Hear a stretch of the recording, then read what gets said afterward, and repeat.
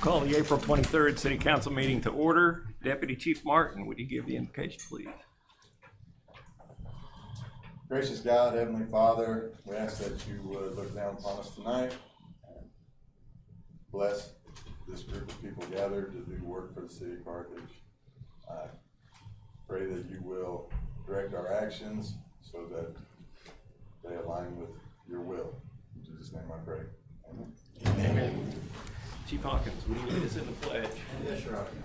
I pledge allegiance to the flag of the United States of America and to the republic for which it stands, one nation under God, indivisible, with liberty and justice for all.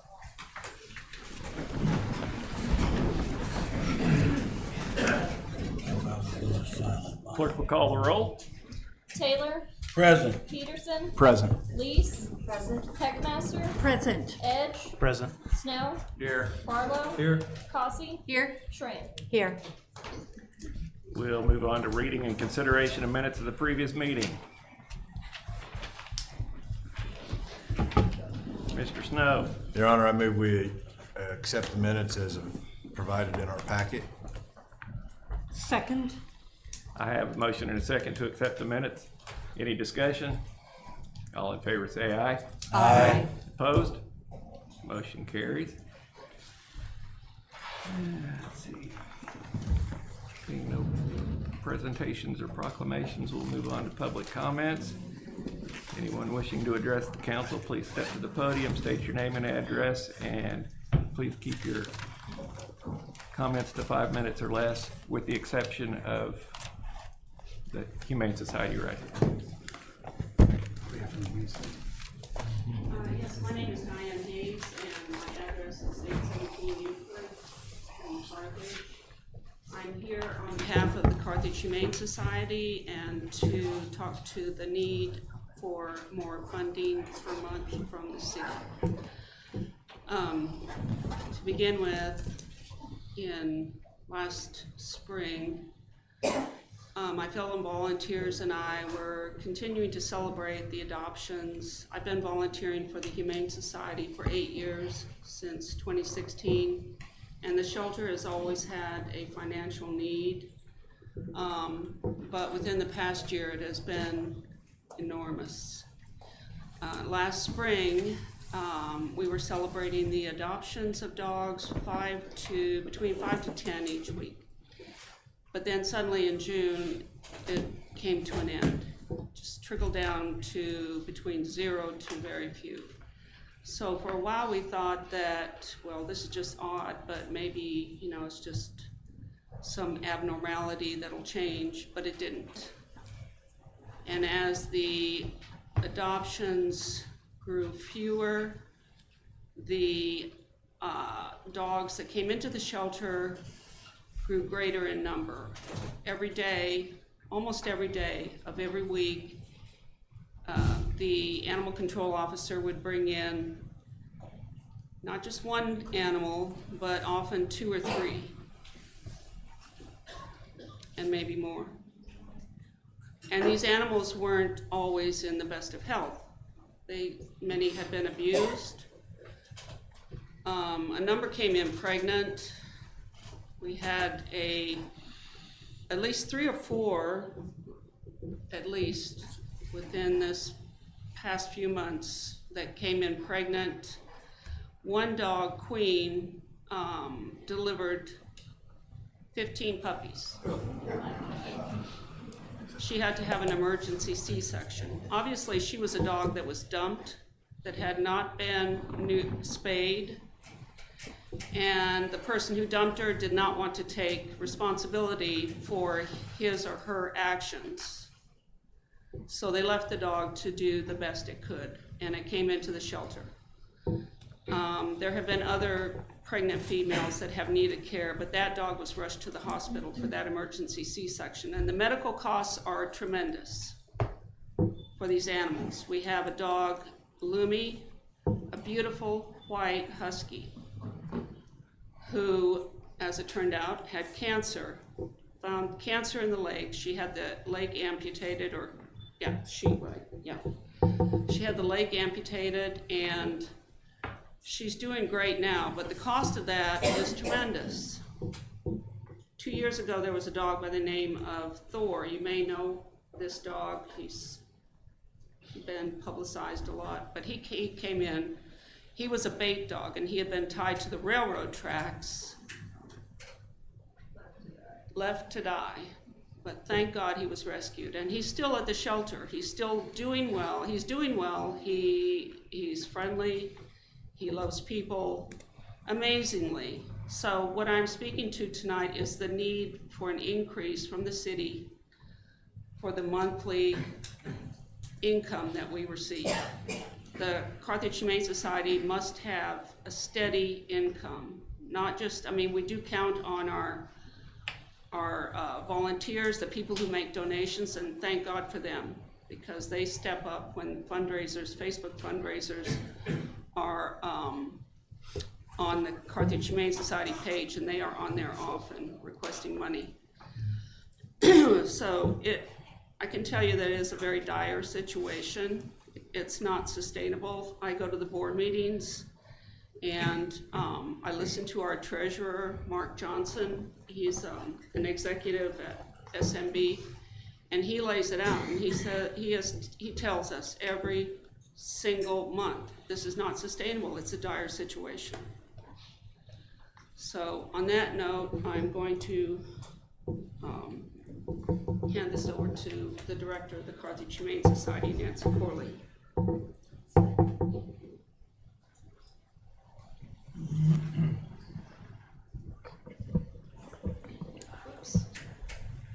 this come out? Thank you, Mayor Rife and council members. I'm Nancy Corley. I'm a citizen of Carthage and I grew up here. I love my hometown. I live at 1917 South Maple Street. I'm not the director, I'm president of the board. I'm sorry. It's okay. I'm here tonight because we have new council members, and I need this council to understand why we are asking for additional funding. City of Carthage has a stray animal problem. We do. And we want to partner with y'all to solve that problem. Currently at the shelter, animals brought in by ACO represent 87% of our population.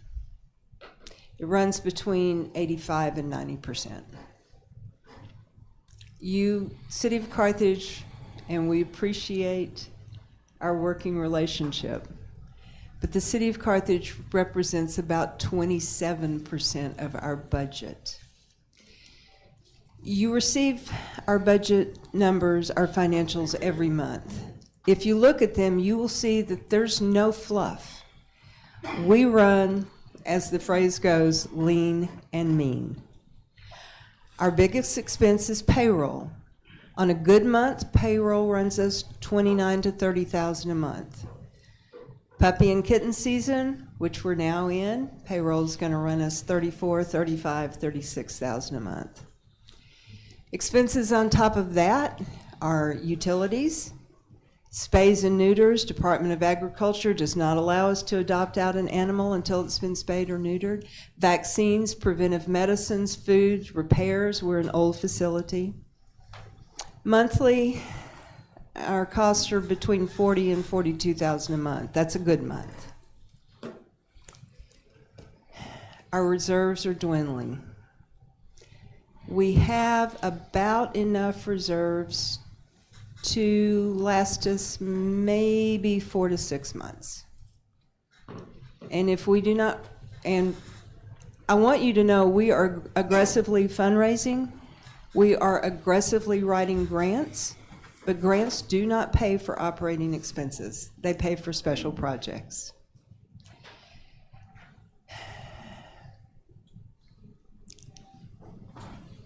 I would like to tell you there's a solution for you other than raising our allotment, because I know everybody wants city money, and this is budget season, and every entity that comes before you, every department that serves the city needs more money. I get it.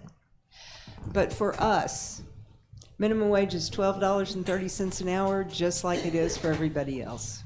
Inflation has hit the shelter just like it has for everybody else.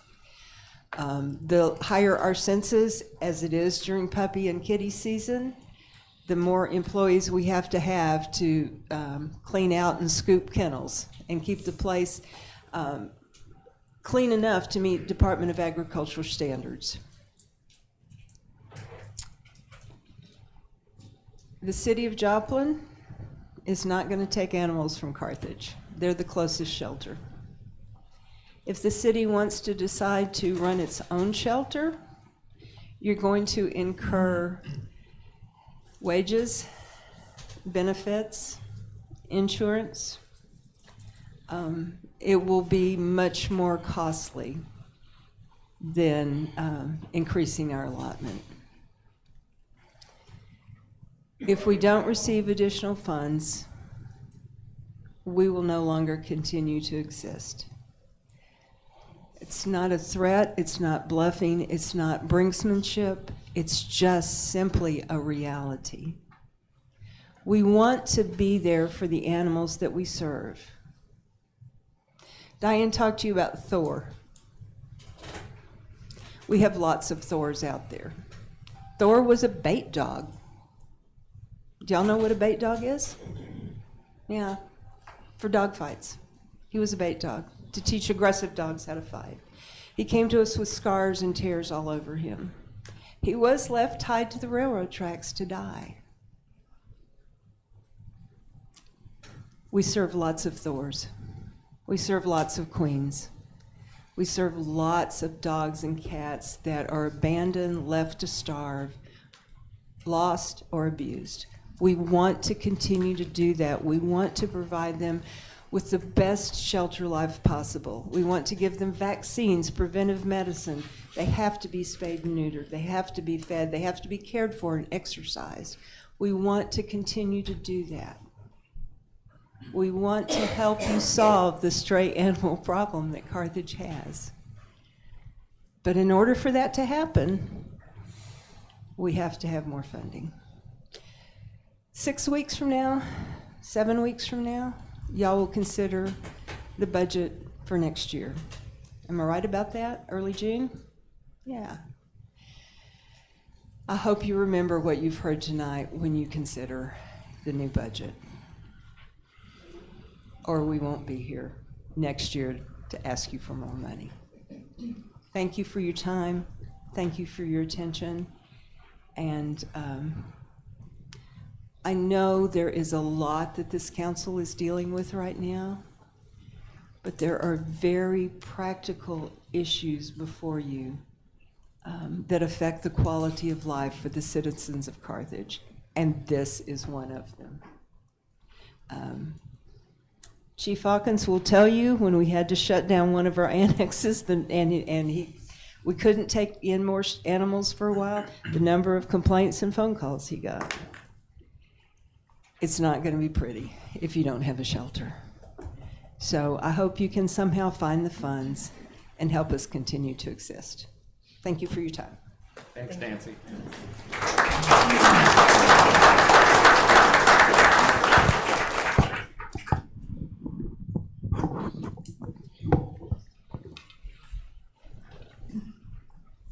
Mayor Rife and members of the City Council of Carthage.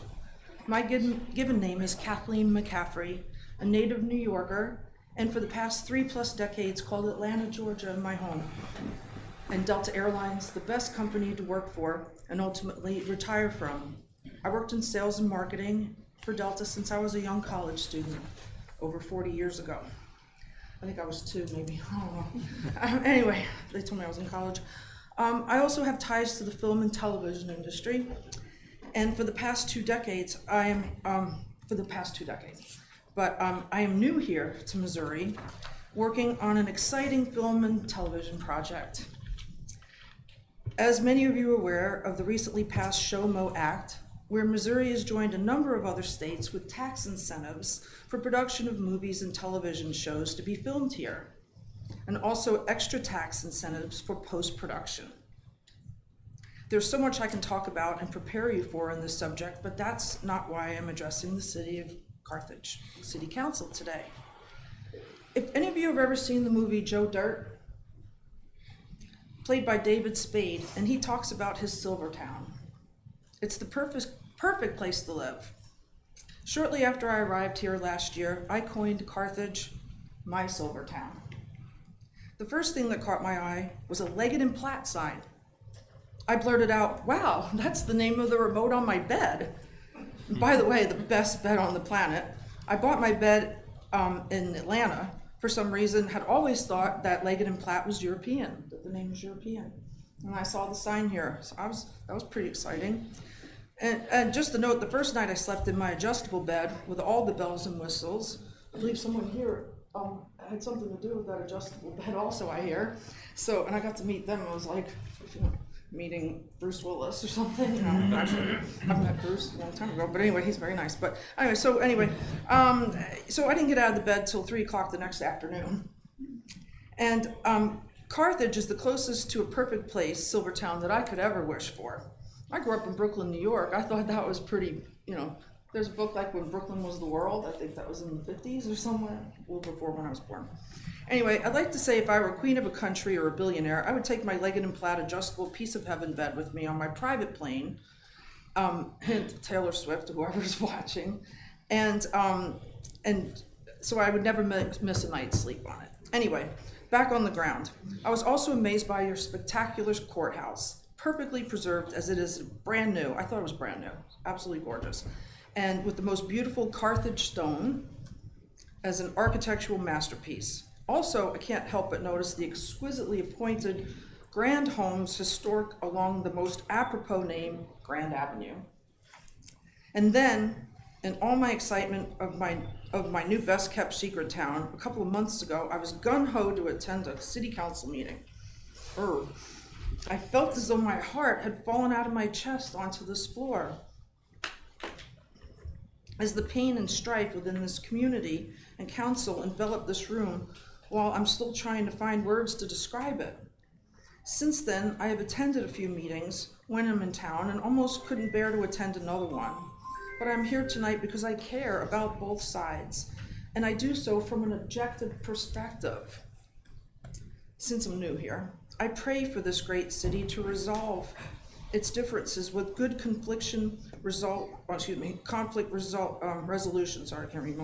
skills in a positive way, so its passionate and lovely people can be emotionally healthy. I see this has escalated to a mental health intervention almost. Attending or watching these meetings should preface a trigger warning for emotionally sensitive viewers. This is getting scary to witness each week. In fact, I had a nap today that turned into a nightmare, true story, about tonight's meeting. And let's say it was almost like, for lack of some better phrases, a gang war, or a feud like the Hatfields and the McCoys kind of dream about this council. This feud is absolutely terrifying, and my prayers are that peace is restored, and if the new Attorney General or whoever can fix this before it gets any more emotionally taxing on everyone, or the next step is to bring in mental health experts, legal experts. I'm not a lawyer, I don't know. But I thought of something. A biblical analogy comes to mind for me. 1 Kings 3:16 through 28 recounts that 2 mothers living in the same house, each of the mother an infant son. One died. They approached King Solomon. One of the babies had been smothered, and each claimed the remaining boy as their own. Calling for a sword, Solomon declared his judgment. The baby would be cut in 2, each woman to receive half. Ladies and gentlemen of the council, have you all come to splitting the baby? Bring in a King Solomon to wisely sort this out, or the new council seizes Carthage with a legal hostile takeover? Please handle this like the ending of my dream, or unlike the ending of my dream, actually, which was set in an old saloon Western type of movie. This turmoil is scary. No one will want to come here with this type of energy and hate running through its city's veins. I implore Kathleen, prayer. can we wrap up, please? Oh yes, I'm sorry, I have 2 more sentences. I employ prayer as the shield for Carthage. God bless each of you and every single person sitting behind me, in front of me, around me. Thank you for your time this evening. Thank you. Thank you.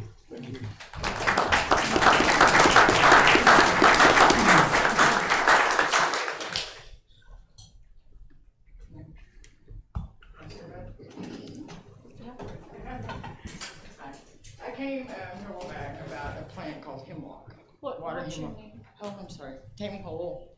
My name is Tammy Hole, and I'm currently living wherever I park my truck. But anyways, I came to this town, and I met a guy, and I went through a living hell. I'd like to talk to somebody outside of this room about what all I've been through, because I don't want to go into detail and bore everybody with it. But before I left, because I went all the way to Washington, D.C. to try to be heard, I went to George Washington Carver State Park. You guys all will know that. Thousands of kids go out there. It is so poisoned and thickened by hemlock and water hemlock, the eastern hemlock. Somebody needs to wake the hell up and pay attention, you know, go out there and look at it, because it's bad. I'm sorry, I get so emotional thinking about it, because it's been 3 years I've been dealing with this, and I went through a living hell. It's the pink in the sky. I said that the last time. I mean, I would like the respect of somebody, because I expected a call. You know, the last time I came to the meeting and told you about this grass. I can take kids out to it, and it's a patch over by the Circle E. The house next to the Circle E, it's got a field so infested. And I've been to 15 doctors, a dermatologist, and I've been mocked so much, my legs are shaking. So, and I don't want another person to go through this.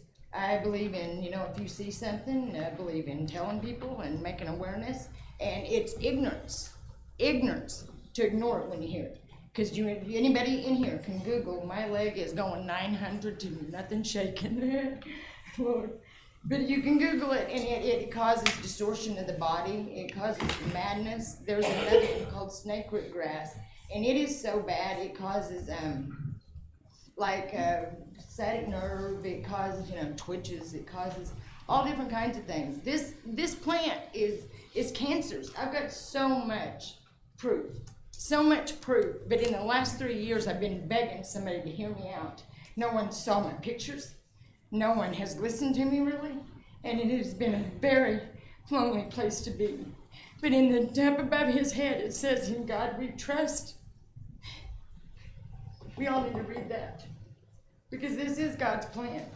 You go out to George Washington Carver's, the state park, and the second little monument or little plaque thing that is out there, it says, "George Washington Carver and God had a secret garden." This is their secret garden. It's out of hand. We've all got wrapped up in our, I'm sorry, and I don't mean no offense by this, but our makeup, our hair, our earrings, what we're driving, you know, how we smell, instead of how we act, how we treat each other.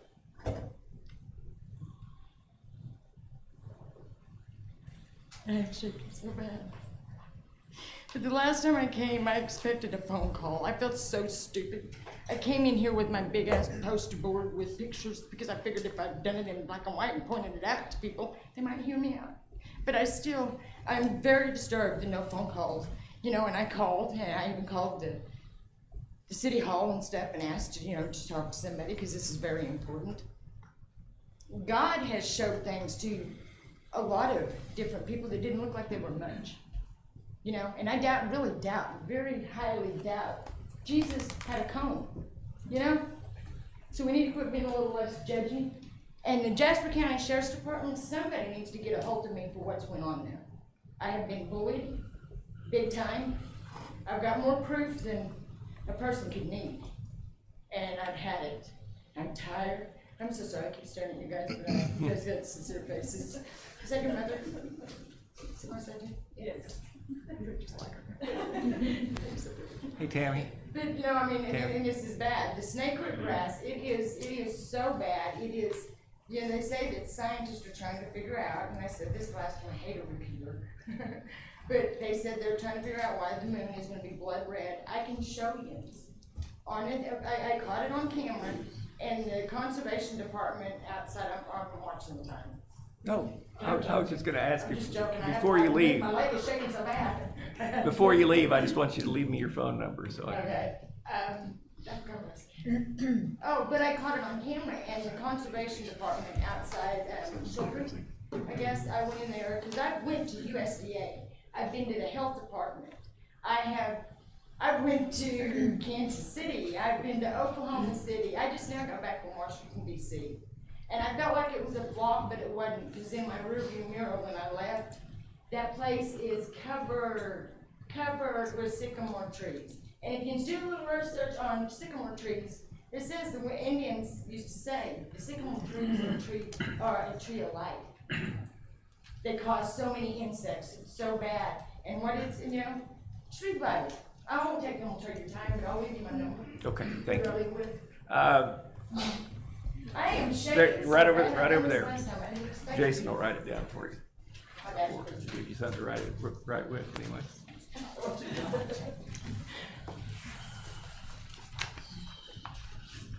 And if anybody's interested, there's a book called Dangerous Plants by, and I said this last time, by John Tampion, Tampion, and it'll tell you, but it was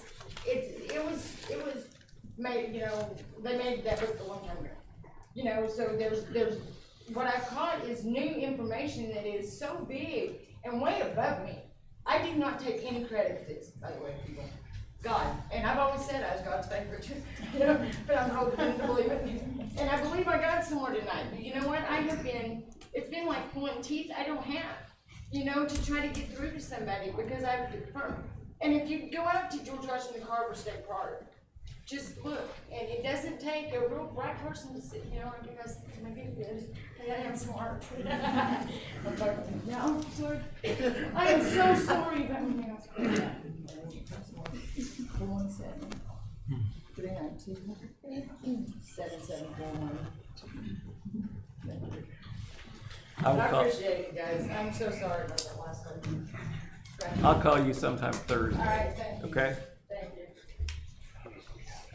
And everybody, be sure, anybody in here, Google it when you get home, get a look at what the plant looks like. Don't touch it. You cannot touch it, and another thing about it, you cannot burn it. You cannot burn it. People are doing that. Thank you.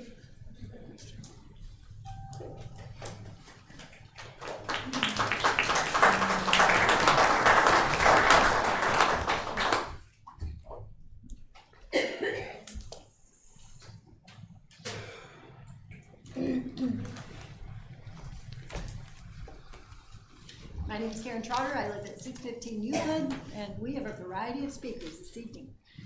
That's kind of exciting. I wasn't quite able to finish my comments last week. I didn't want to run over my 5, so I just came back to finish those up. Some of the people who weren't here last week, I pointed out the years of service for our department heads. My purpose in listing that was so that I could tell you and help you maybe see that the cumulative years of service for our department heads, Mayor and Mr. Dagnan, are over 130 years of cumulative work and experience and service for this city. Our new city council members are pretty new. We don't have a lot of experience sitting in this council right at the moment. So my hope is that a new governing body with not as much experience would want to hear from the people who have the experience, who've put in the time to hear what they have to say. Along with our employees, they're asking for a reasonable negotiation so that our city could get back to the job of taking care of our population. Now I love numbers, old bookkeeper. So if you recall, that population number is 15,400. Approximately 6% of the residents voted for the new city council. So I really think that we need to take a wider look at our population. I think it's also probably not a popular statement, but according to the city data website, the upper tier of wealth in our city is also 6%. During the opening comments last week, Mr. Peterson stated that he had no adverse inclination towards city employees, and several other council members agreed. And yet, we're still trying to fire Mr. Dagnan, who is a city employee. That seems a bit of a contradiction to me. When our new business started last week, the first thing on the agenda is to hire a law firm to impeach the mayor. I think there are several reasons why this is happening, but I'm just gonna suggest a couple possibilities because I don't have actual knowledge of all of it. I think it's just possibly someone or some group of people has been trying to fire Mr. Dagnan for about 10 months based on some situations that happened, and I feel he did the best job he could with the information that he was given. There were complaints filed with the state, and even though that reply letter is much longer than my basic sentence, it came back, no further action needed. So I disagree with trying to impeach you, Mr. Mayor. I also think it's worth noting that if the mayor is impeached, Mr. Snow will become the mayor. We generally elect on this council the person with the next amount of experience to be mayor pro tem, and that would be Ms. Cossey. According to the Jasper County Elections website, Mr. Snow has filed to run for Eastern District County Commissioner, and that vote is coming up in August, just 3 months. So if he's elected to that position, then Ms. Cossey would be the mayor. Regarding the budget, and I have one more comment, just that things are going to have to get cut, and yet we're hiring a $25,000 law firm. So I'm just wondering how that is fiscally responsible to the citizens in this town. And I really believe that the $15,400 are more important than the 6%, because a lot of them really can't speak for themselves. They're living below the poverty line. They're just survival mode. They probably don't vote, but they're surviving. So, thank you.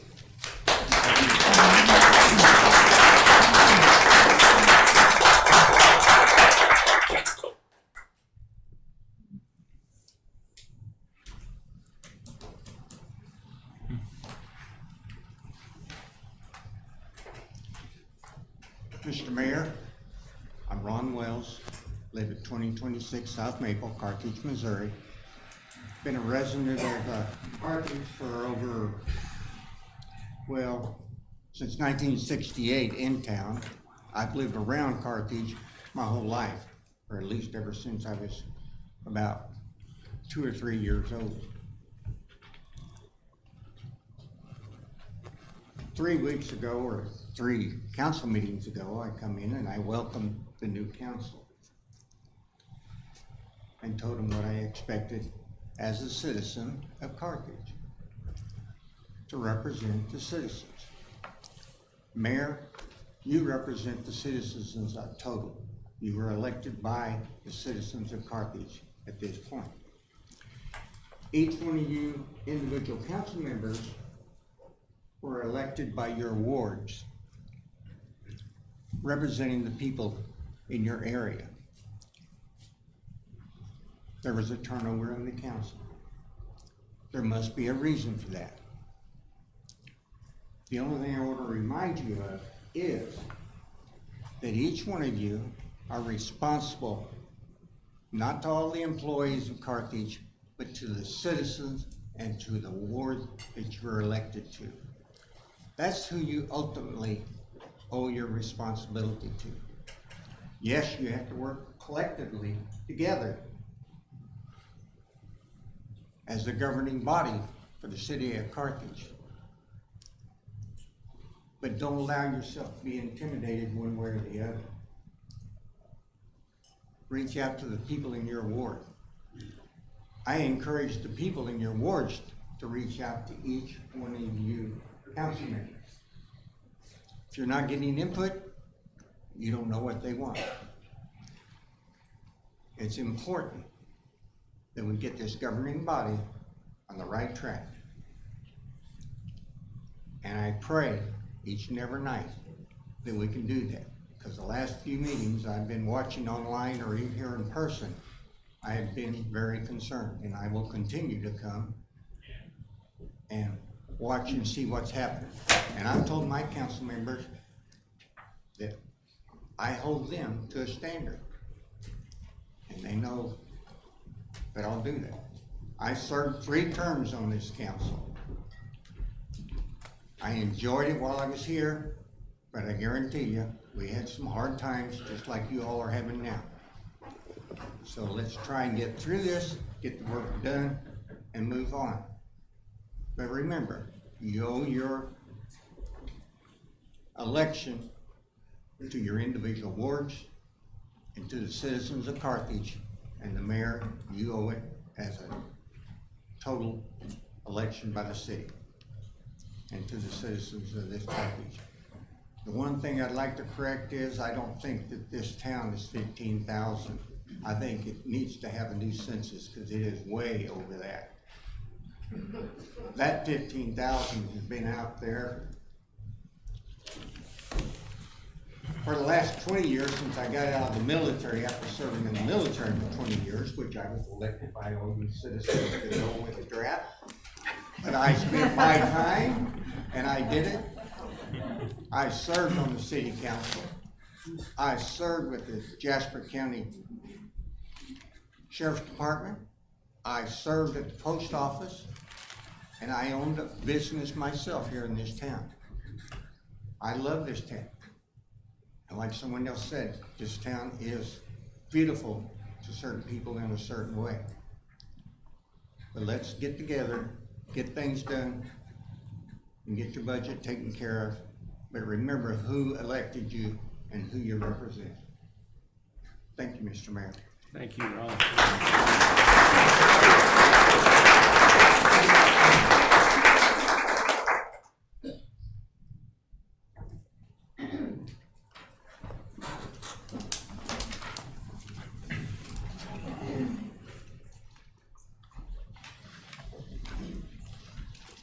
Good evening, Mayor, council members.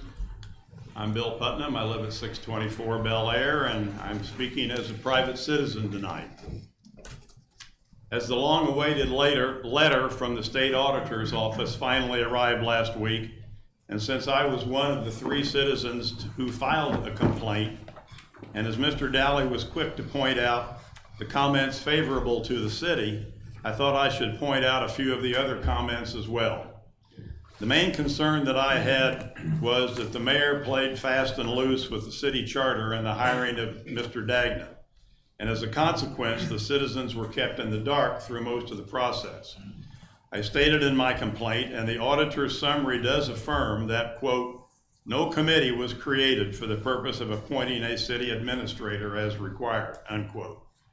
It also stated, additional transparency by the council in matters of hiring and salary would help ensure citizens have the opportunity to participate in matters affecting the city and are fully informed of the city council's reasoning for decisions made.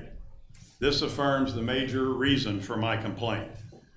Both in the cover letter and in the conclusion, Mary Johnson, Chief of Investigations, does not definitively answer the question about compliance with the city charter and code, indicating that there are, quote, opportunities for improvement in hiring and salary decisions, and suggest these questions would best be answered by a petition audit requested by the taxpayers.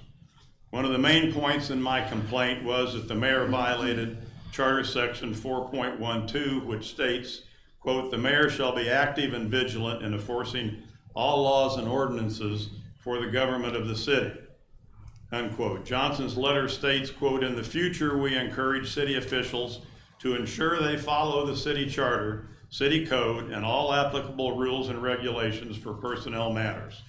I believe this is a clear indication that the mayor violated his oath of office to uphold the charter and code, an oath you new council persons just took on April 9th.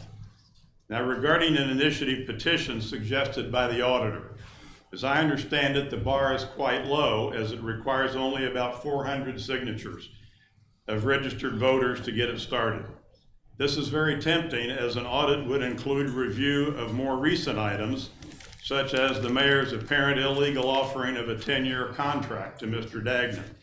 However, I'm not in favor of doing that at this time, as it would be very costly and would drag things out for probably another year. As many folks have said, we need to put this behind us and move forward together to heal the divisions in the city. I think the most expeditious process is to follow through with the actions the city council has started. City employees spoke their opinions last week, as they certainly are entitled to do.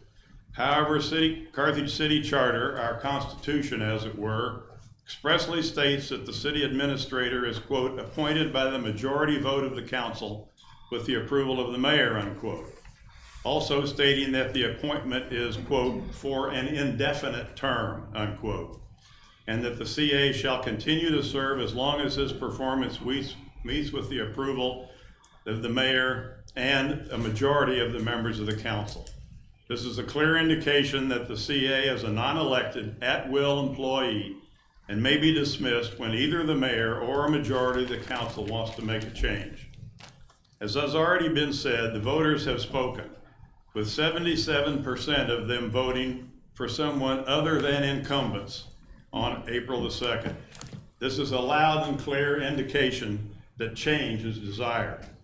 Mr. Daly has earlier stated that one council cannot bind another and that the council can do anything it wants except violate the charter. Well, it is clear that this council does not want to work with Mr. Dagnan. If Mr. Dagnan is the leader he claims to be, he should accept the council vote to terminate his employment. And if Mr. Reif truly loves this city, he should resign tonight. Both actions would save the city unnecessary expense and anguish and allow us to move forward with new leadership. Thank you.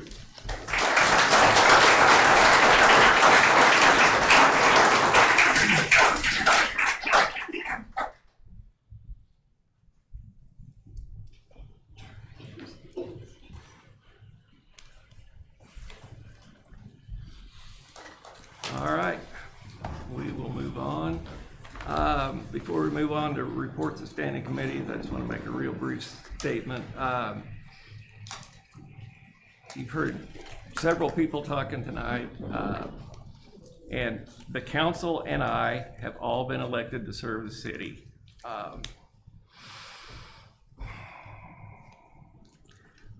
What the majority of people that have spoken to me in the last few weeks have said is they're not in favor of spending additional money for unneeded legal opinions or an unwarranted impeachment. I think we need to figure out a way to move on, get past this, work together as a council. The new council learn what is required of a council and start doing things for the city instead of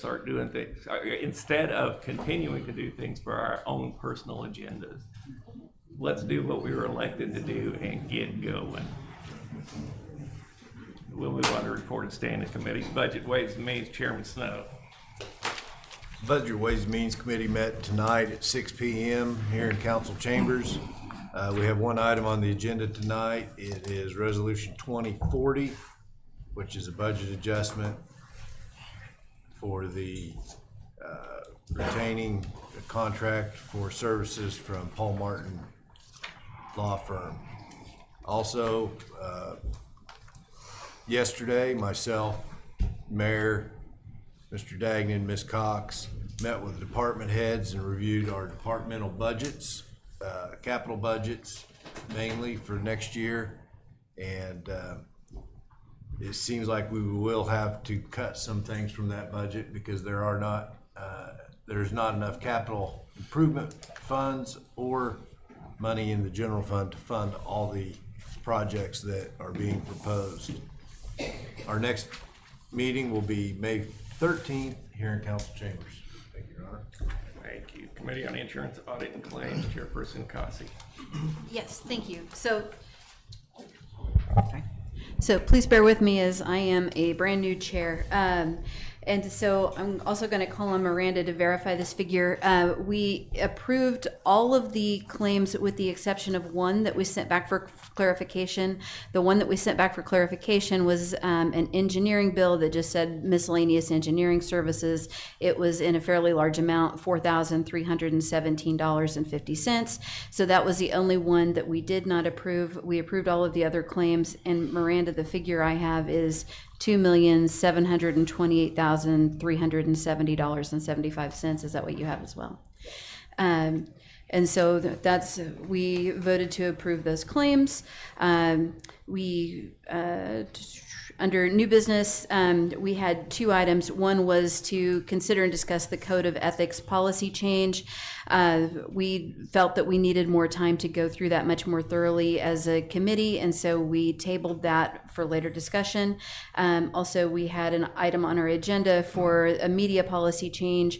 We tabled that as Mrs. Schramm is working with Tracy Cox on this, and I think it's still in process. All right, thank you. Public Services Committee Chairperson Heckmeister.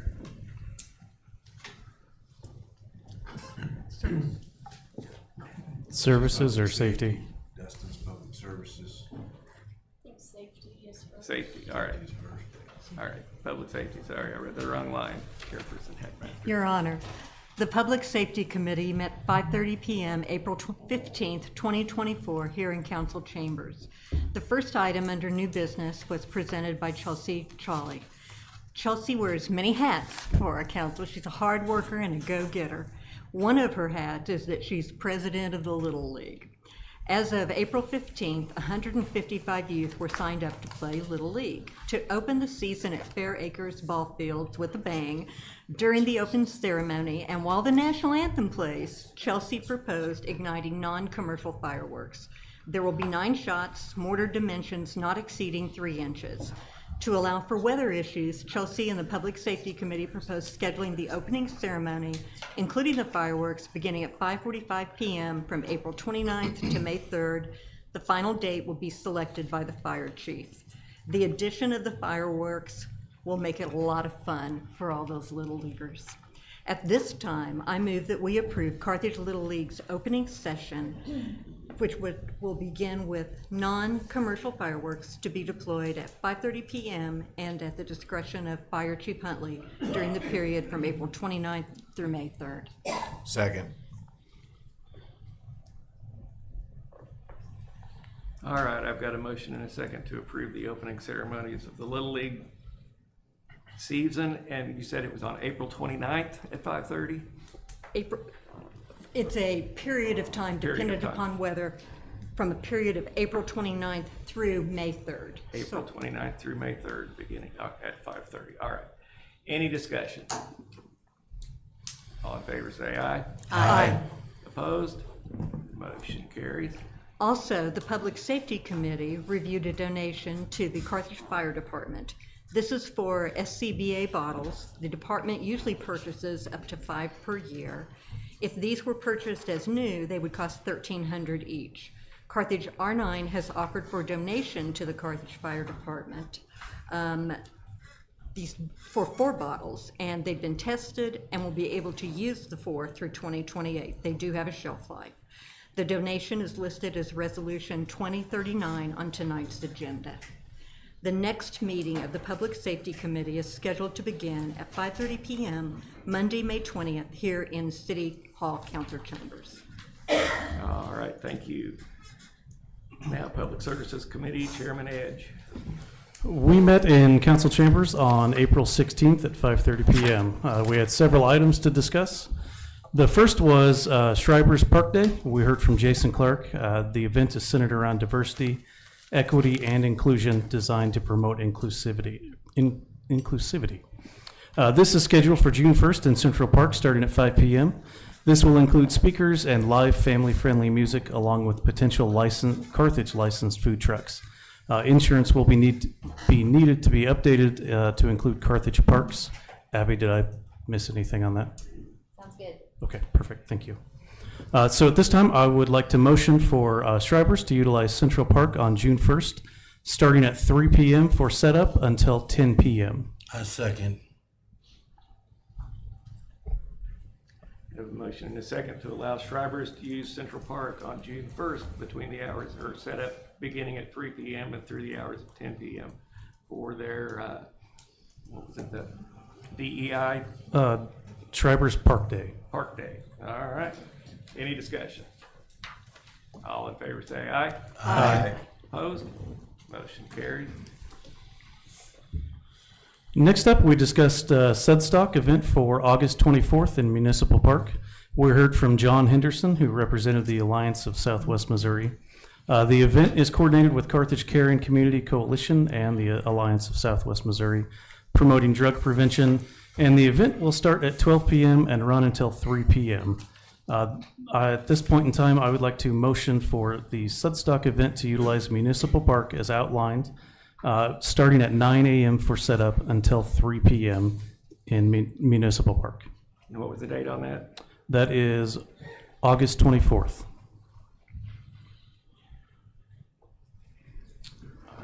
Second. Have a motion and a second to allow said stock to take place at Municipal Park on August 24th. Set up to begin 9 a.m. to run through 3 p.m. Any discussion?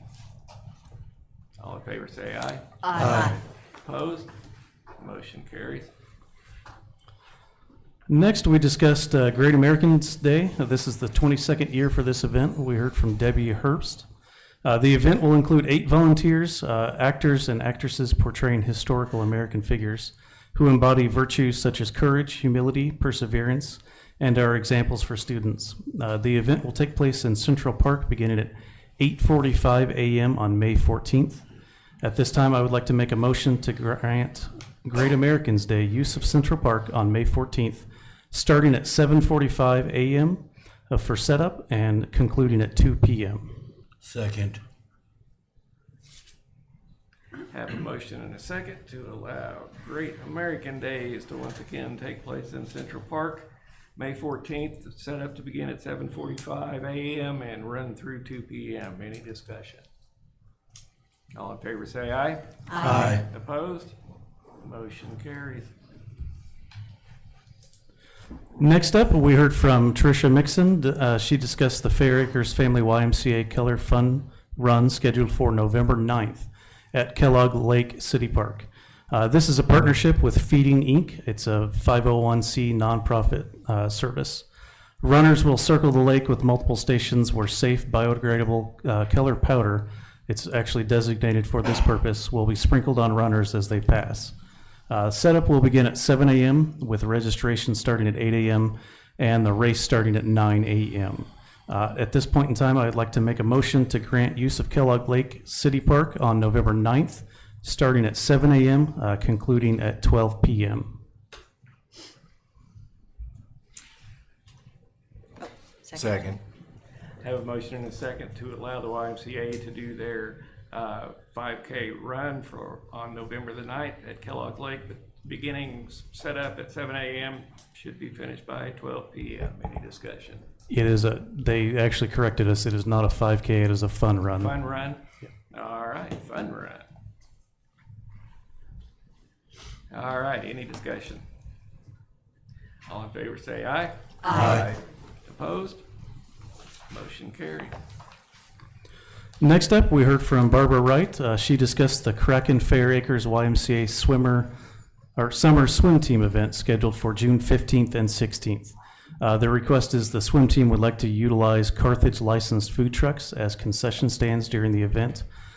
With that, those food trucks will donate back 10% back to the Kraken swim team. So at this time, I would like to make a motion to allow the Kraken event to use Carthage licensed food trucks for longer than the currently restricted 15-minute period starting at 7 a.m. until 4 p.m. on both June 15th and June 16th. Second.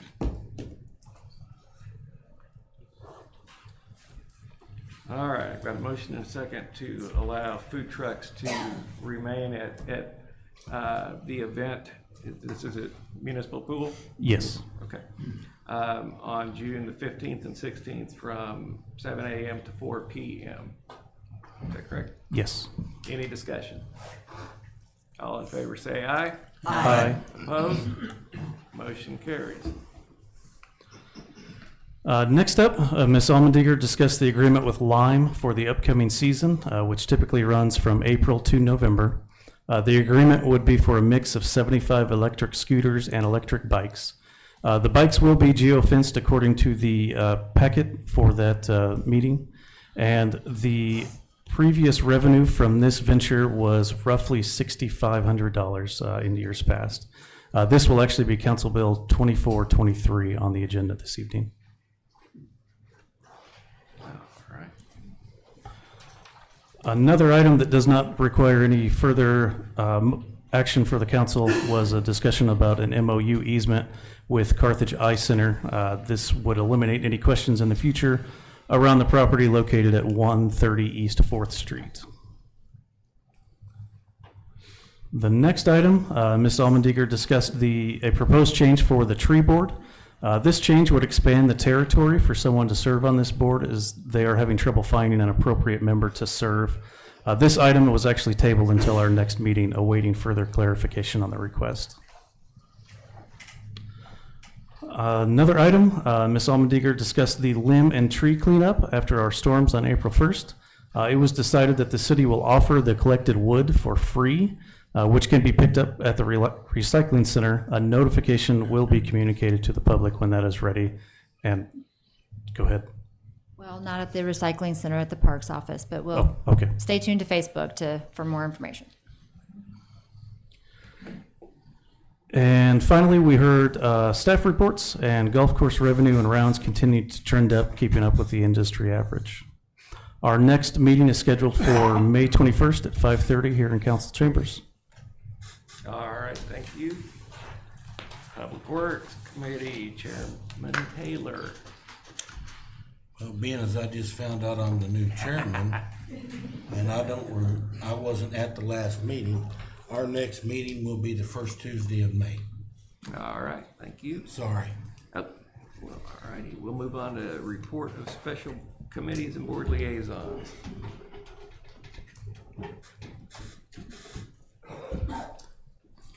I have one, sorry. Oh, all right, Mr. A. We actually met today in council chambers at 11:30 for the police and fire pension meeting.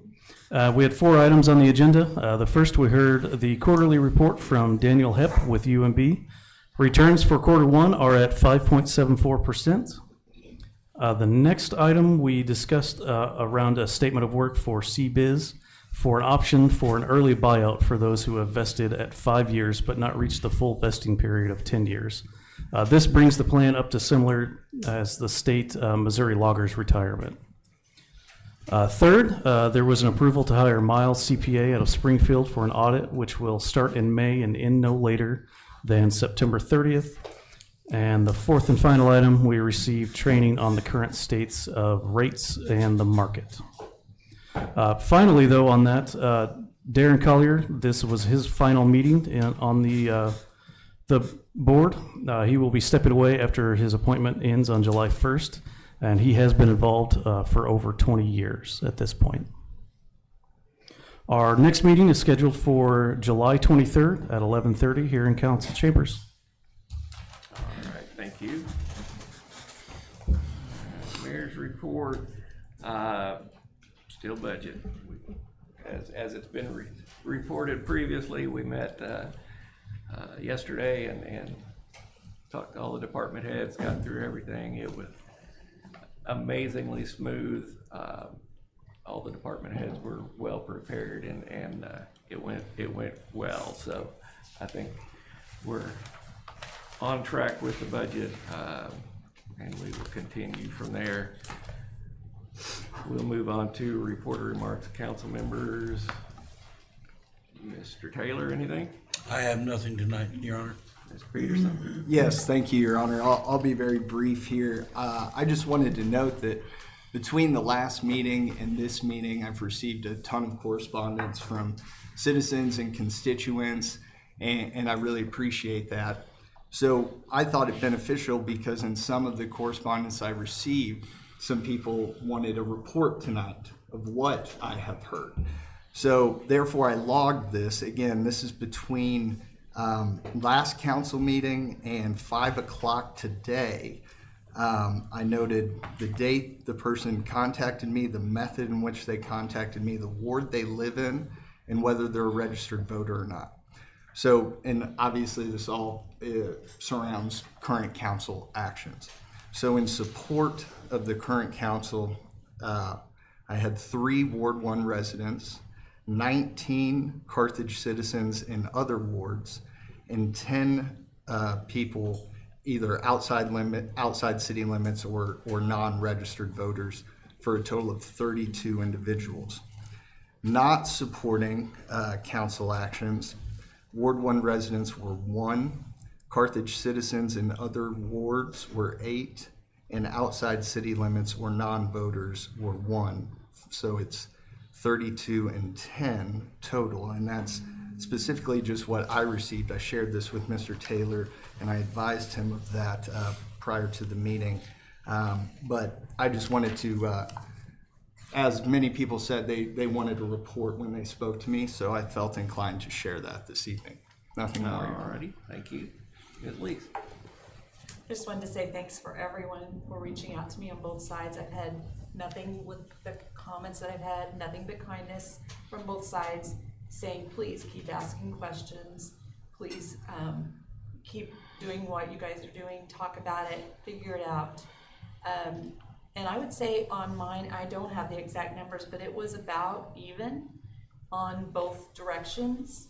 And I was really extra thankful for a couple of people just called me or got with me, and just we had prayer for the city. So I was really thankful for that too. We have a great city, and the division is very hard, and I know I've said that before, and so I'm going to go ahead and that's all I have to say. Thank you. All right, thank you. I have 2 things tonight, Your Honor. First, has a training session been scheduled for the 5 new council members that have been seated? Not yet. Do we have a timeline for them? Yes, we were in budget meetings all day yesterday, so we did not have time to talk about it, but we all are very well aware it needs to happen soon. Okay. You'll probably get an email polling the council probably very soon. Thank you. Sure. In last week's session, several city staff members voiced your truths, right? And I appreciate that. I want to thank each and every one of you. One of you said that you have deep concerns for fairness, transparency, and respect for all. So I agree with you. I completely agree with you. It's made me think back over the last year, since I've been on the council, as to how the CWNEP board members were treated. Were they treated fairly? I don't believe so. The board never made a public statement after they agreed not to do so. This was not true of those at the city. I would like to move past all of this. I'm sure we all would. I would also like to commend Councilwoman Lees, who has shared several times that you'd like to learn more. You want to learn more. So I make a motion that within the next 3 weeks, the City Council and CWNEP Board hold an open discussion. Where we've been, what do we want to do differently, and how do we move forward as a cohesive team? I would second that motion. All righty, I have a motion and a second to, within the next 3 weeks, put together a meeting with Water and Electric Board and Council. I would assume it'd be Brian, Chuck, and I, or someone getting together and coming up with some potential dates and then letting people know. Does that sound reasonable? Sounds reasonable to me, Your Honor. All right, all right. All right, so I've got a motion and a second. Any discussion? Yes, I've been waiting for this meeting quite a while, since I was just a citizen asking for this meeting to happen. So I'm really happy you brought that up, and we can all see what happened and why it happened and why we're in this predicament. So thank you so much for bringing that up. All right, anything further? I appreciate the teaching, and some of I have watched a lot, and I know I still have much to learn, but I also think that we and I'm not trying to single anybody out, we don't want to just hear from one entity. There's other entities that they feel, just like a lot of people or several people have even said that the Carthage Water people stood up, or the city people stood up. But Carthage Water and Electric is city people too. And so I wish that we could not separate the two, but join all together and discuss, and I will listen to everyone. But I believe that we can't separate. We have to put us all together. We've got to quit the separation, and we've got to build the city together. We've heard that.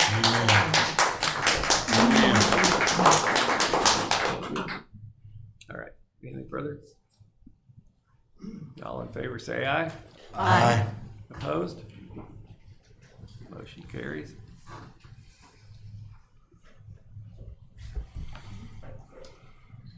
Nothing further, Your Honor. Mr. Edge.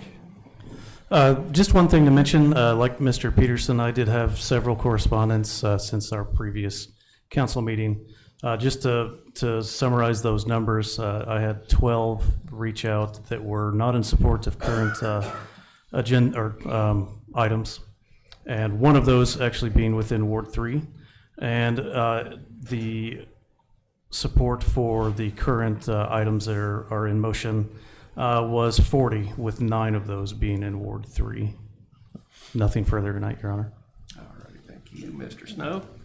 Thank you, Your Honor. I guess we have a lot of people that have said that they don't approve or they don't think what we're doing is correct to try to get the divide in the city healed.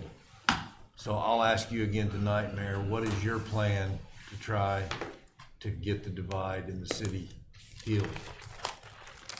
We all start to learn our jobs and do our jobs and quit worrying about firing people and impeaching people and do what we need to do what needs to be done for the city.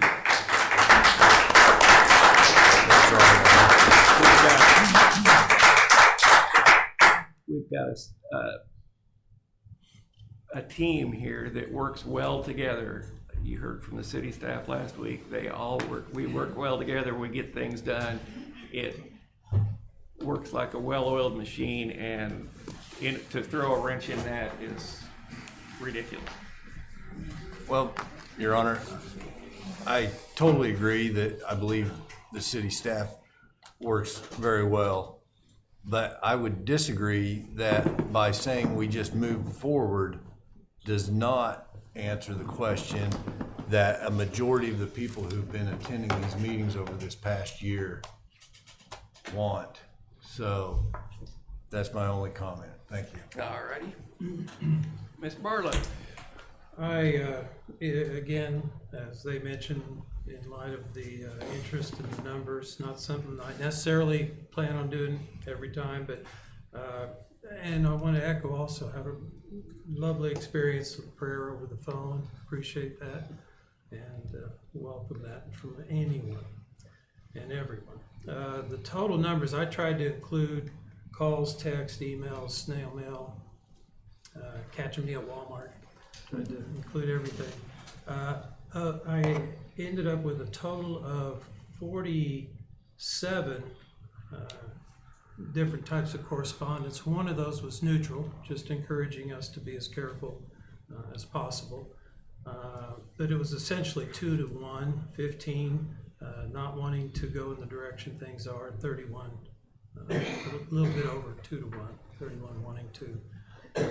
Several of them used terminology like reform or change or things like that. All right, thank you. Ms. Cossey.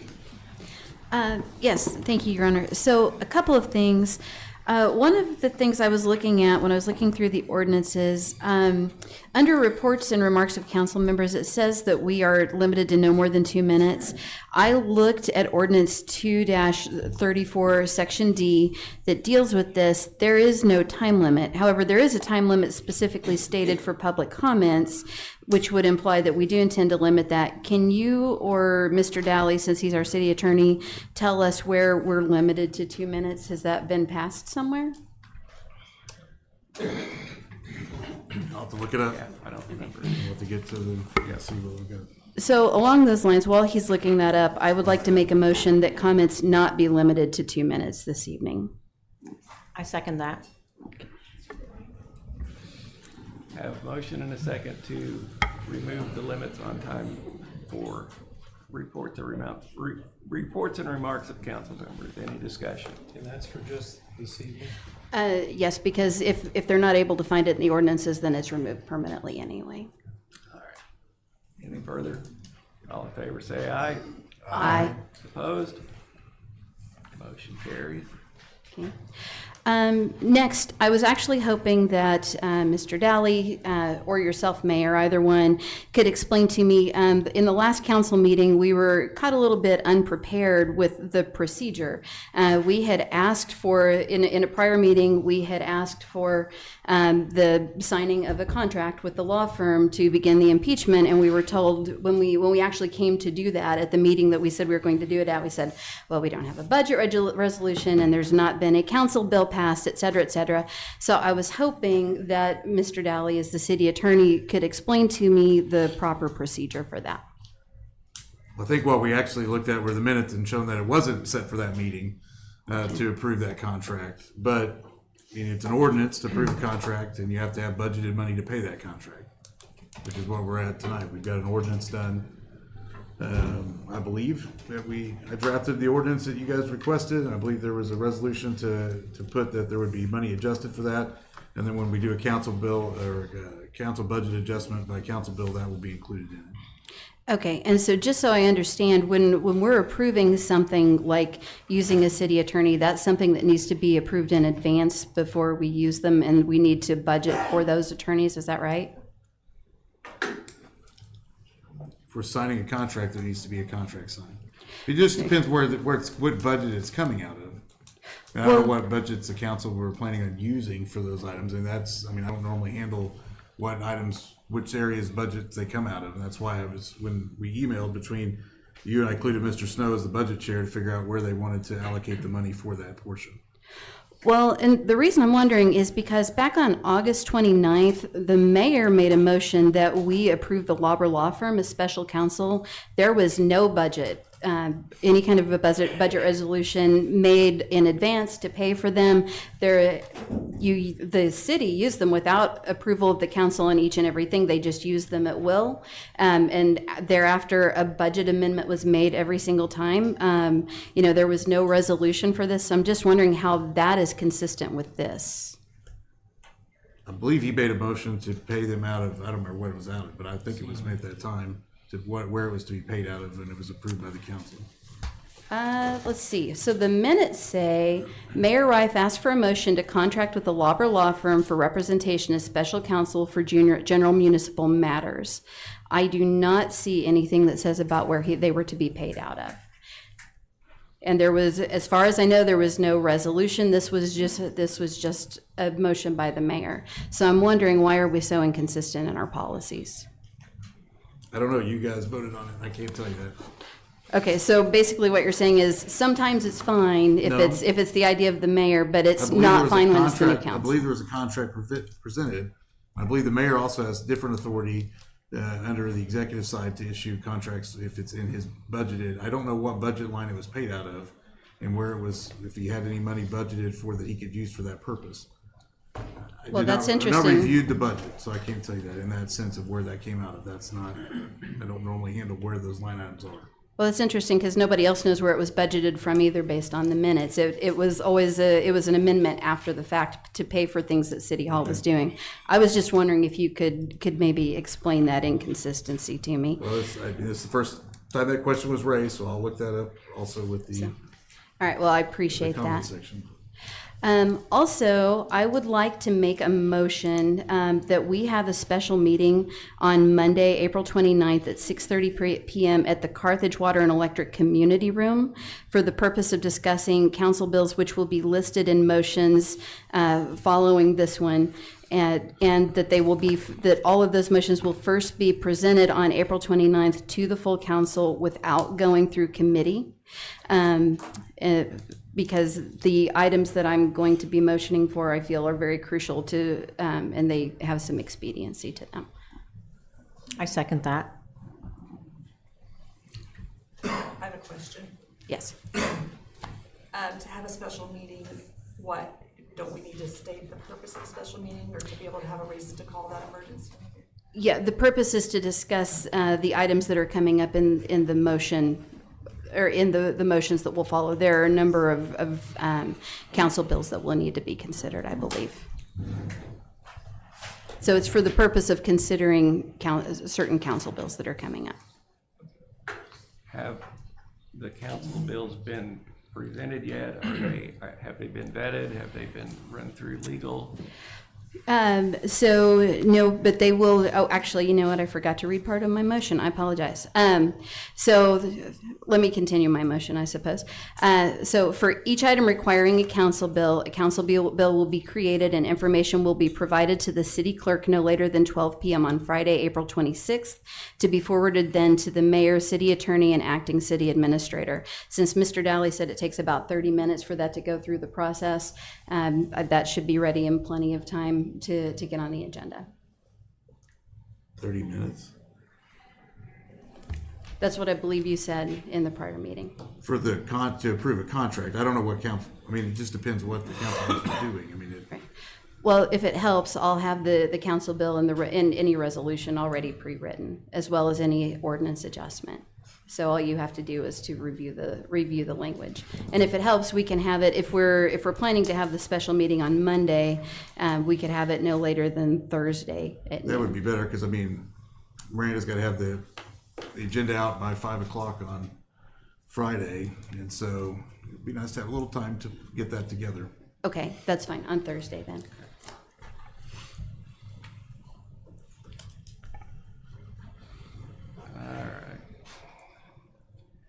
So I've got a motion for a special council meeting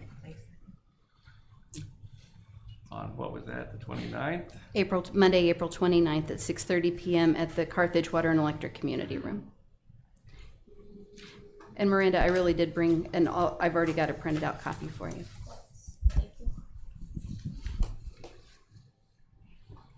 Chuck, I assume the room is available? Yes, it is. I've been told it is just now. Yes, sir. Do I need a second? Or I guess I shouldn't have assumed that, but I was asking.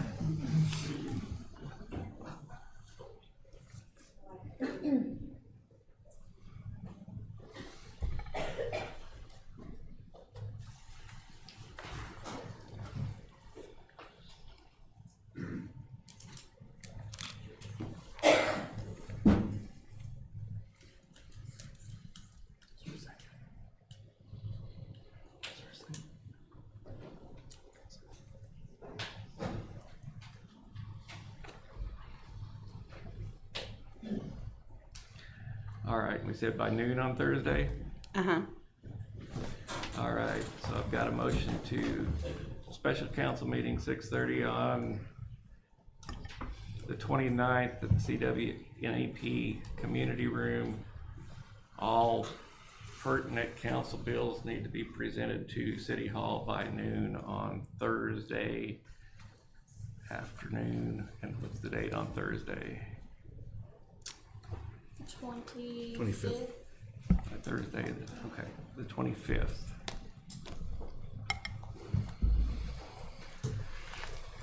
All right, any discussion? I do. I just have another question. Sorry. Sure. Well, everybody told me sent me messages, quit saying sorry. So I'm not sorry. I'm learning. But you want to have the special meeting. I just don't understand. Is it not business that could wait until our next council meeting? No, there are some things that need to be expedited, but we also understand that the citizens need time to see them.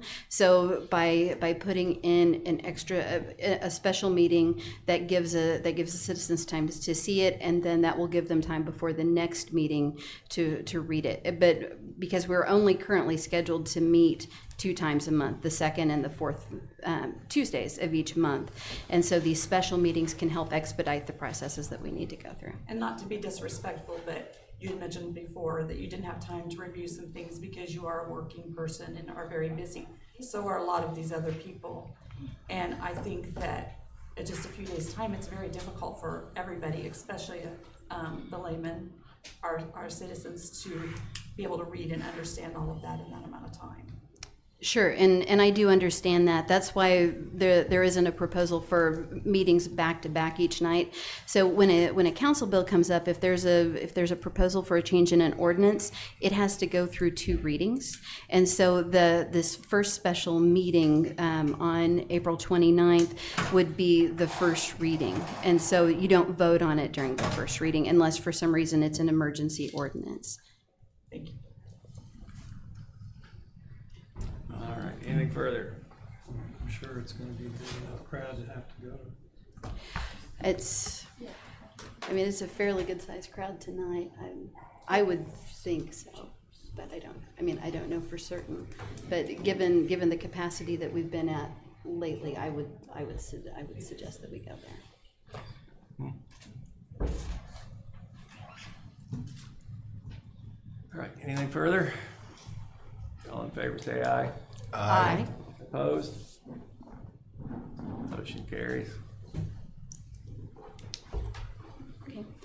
I would also like to make a motion that at that meeting, one of the items that we discuss is amending the language of Ordinance 2-121, suspension and removal of officers.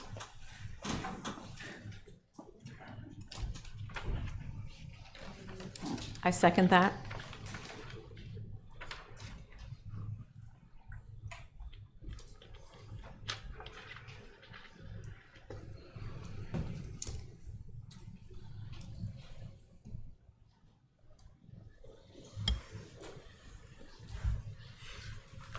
All right, so I've got a motion and a second to look at changing the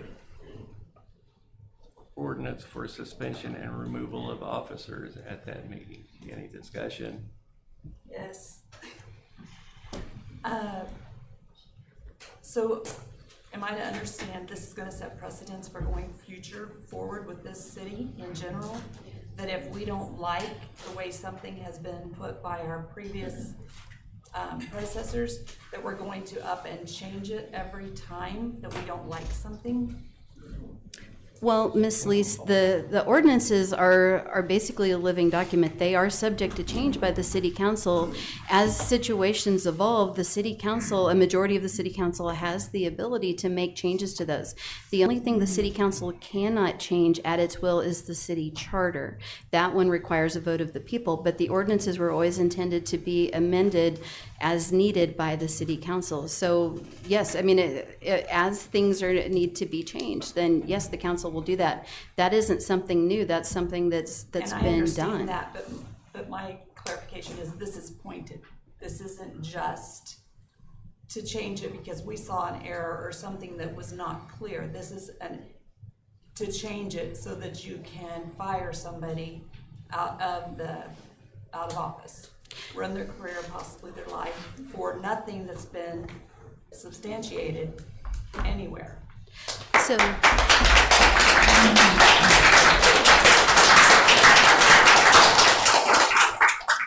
and I appreciate your concern. The reason that I feel that this needs to be changed and the council can register their own votes when we bring this up for a reading, the reason I feel this needs to be changed is because it clearly does not adequately cover what the intent of the council was. The intent of the council, as you mentioned, was that we dismissed Mr. Dagnan and he has been lawfully fired. But when the mayor illegally refused to remove him from his seat, then we suggested that we suspend him. Currently, the ordinance was written in such a way that does not allow us to do that. It has been in the past the will of the council to remove Mr. Dagnan. The hope is that we can change this ordinance to fit what the council would like us to do. That these ordinances are made and altered by the city council. But this is not just for one person. This is going forward. This empowers future councils going forward that find themselves in a future situation where you have one mayor who refuses to recognize the law, who refuses to recognize the city council that does not want to work with the city administrator.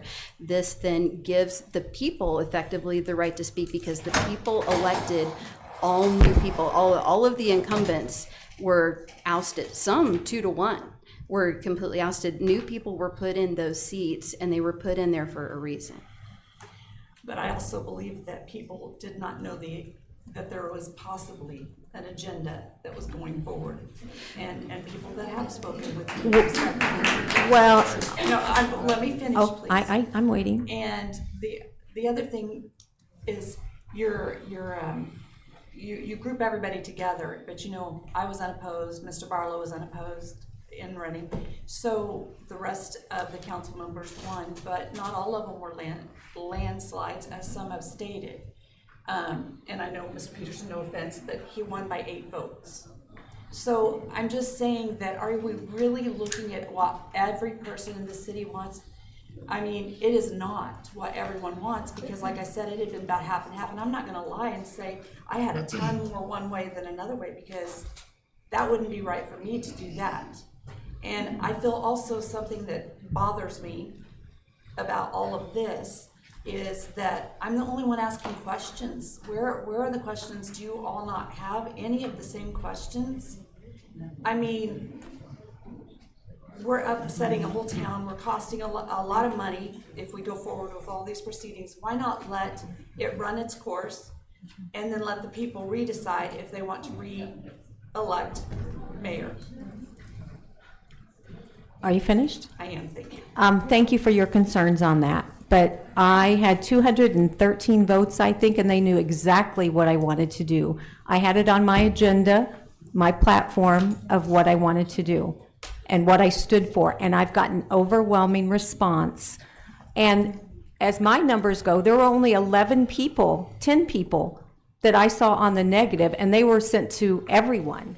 So I don't know if they're counting the people that sent them in for the city council as one of your negatives. Are you?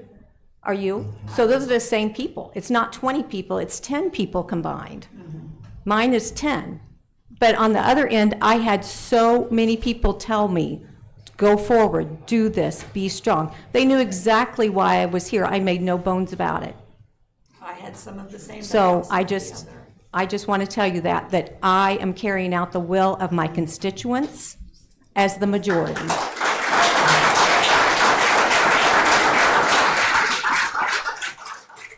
I understand that also, but I also want to point out just one more, where your neighborhood is as opposed to my neighborhood. We are more of a neighborhood that is non-English speaking, that are social, economic, and tougher times. It's you drive through our neighborhood and you will see. So, and it's not just my neighborhood, there's other places in town too, not just my ward. But I think that sometimes we shouldn't speak for everybody. We can't speak to what we think everybody's thinking and saying, and I feel like a lot of assumptions have been made. And I think that we need to be fair and look at the whole city and what's best for the city, along with what we're doing for our ward, our people. But I'm okay with other wards reaching out to me, and I know someone said we should take care of our own ward. To be honest, I only had like 3 from my own ward. Every other person for and against were from other wards. So, that's it. At what point will we be able to review? I'm sorry. So let's see, they should be on the agenda by Friday afternoon. Your Honor. Mr. Snow. If I could also address Ms. Lease. So these ordinances of the city can be brought before the council to be changed, just like the council bill that was proposed to change the number of people that can attend our meetings, reduce the amount of time that the people could get up and give public comments. There was an ordinance change proposed by the mayor last summer to do that to this chamber. There was also a council bill brought before this chamber, before this body, to censure Ms. Cossey by the mayor. So for us to propose changes to ordinances is what we as council members should do, not the mayor. And I understand that, but I also understand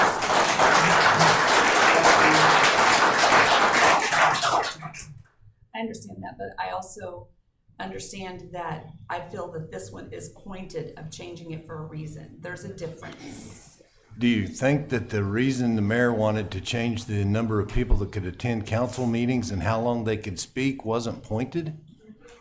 I'm sorry, Lori, but No, I understand. there were people getting up and speaking for 5 minutes and the mayor was gaveling them down if they went over 5 minutes. There was a lot of disrespectful speaking too, and And- there was reason to gavel and so- down at that point. I watched everyone more than once. You can ask my husband the hours I've spent reviewing and re-reviewing and thinking that maybe I heard something this way and going back and reviewing it again, because I only want what's best for this town, period, not what's best for this group of people or this group. And you are not the only one who wants what's best for this town, Lori. Then So- we need to think about it.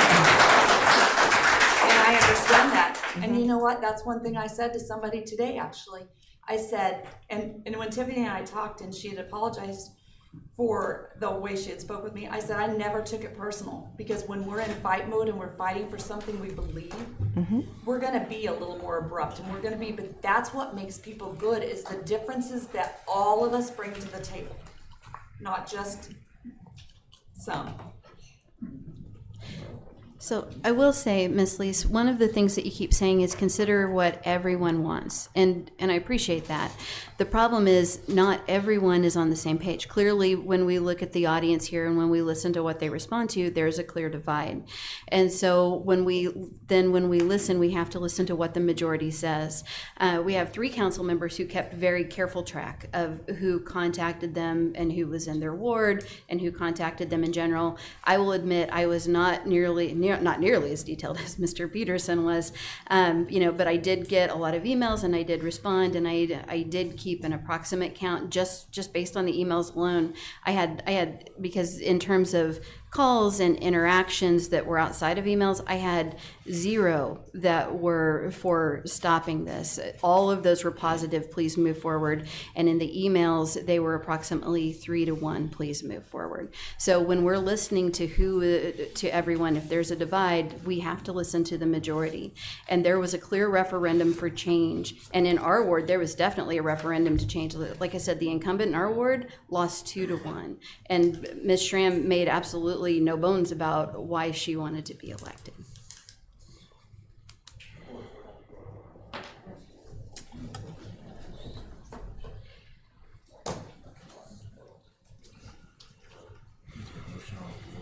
So there was a motion on the floor. I have it checked off. Miranda, do you know, did we vote on changing the language of ordinance 2-121? Did we actually vote on that yet? No, we got a second. Okay.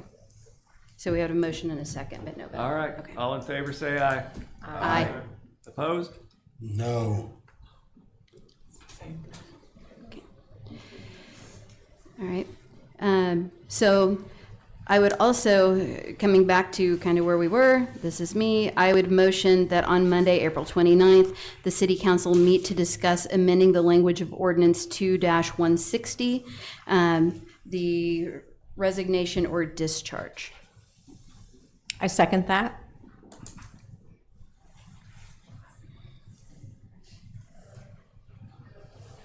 Have a motion and a second to consider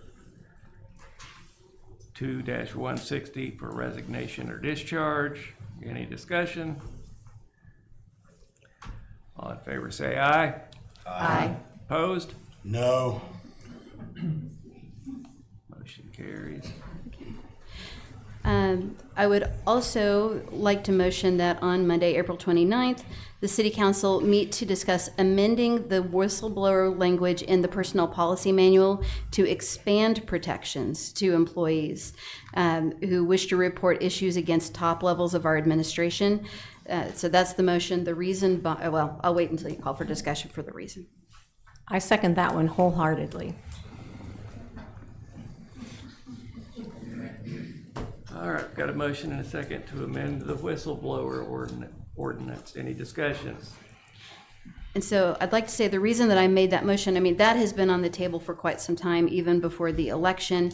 But the concern there is that the top levels that they can report to are either themselves being accused or under the direct control of someone who is being accused. And we need to expand protections to our city employees who wish to report issues for the top levels of our administration. I agree. I think that can always be a good thing to expand it so that they have that. And do we have like a hotline they can call anonymous to? I do not know. We don't, but I do think that that's something that we need to I know explore. that's what we have at work, and I think, that's always a wise choice because of different situations, so. Yeah, I think that's common in corporations. My sister actually mentioned that to me. Yeah. All right, anything further? All in favor, say aye. Aye. Opposed? Motion carries.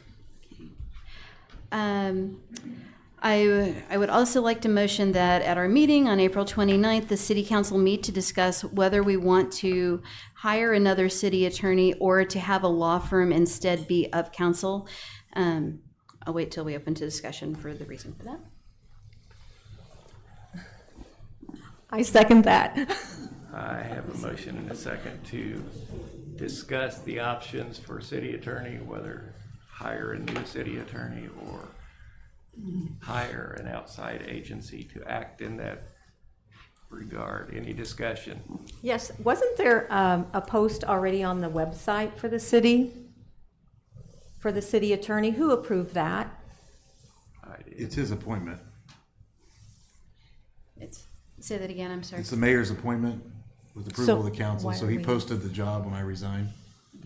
So and correct me if I'm wrong, I did just make an assumption there. I just assumed that since it's a position that we currently have created in the city, and since it's being vacated by resignation, that they were proactive in trying to get new applicants in. But again, that's just my assumption. Okay, thank you. So my reason for making that motion is I think we just need to look at the financials how much we've incurred in total attorney's fees over the last couple of years, and see if it makes financial sense to, along with the salary that we pay and the benefits, to see if it makes financial sense to actually have a city attorney on staff or to have someone of council. And so I think during that discussion, Mr. Snow, I think, was here when we made the decision to bring someone on staff, where it was Mr. Daly of council, and then he became a staff. And, possibly we may get some other former city council members coming back who maybe have some recollection of that. And so I truly don't know what the best direction is for the city, but I'm just wondering if I was always an employee, even when I was part-time. Okay, so then how long, my understanding then is not correct. How long have you been an employee then, Mr. Daly? Since 2007. Since 2007. Okay, so even though you were part-time, you were always an employee? Yes. Okay.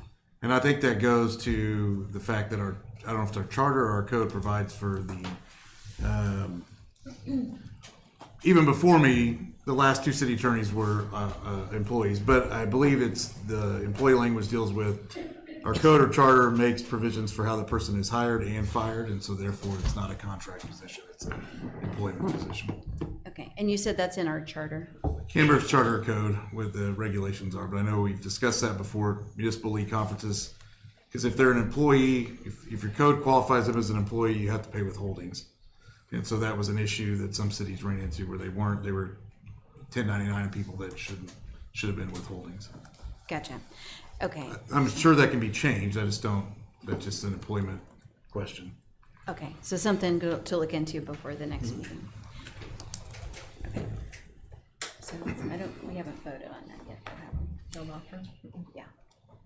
Yeah. On whether or not to have that on the agenda. I think we had a motion and a second, but I don't know if we voted. No.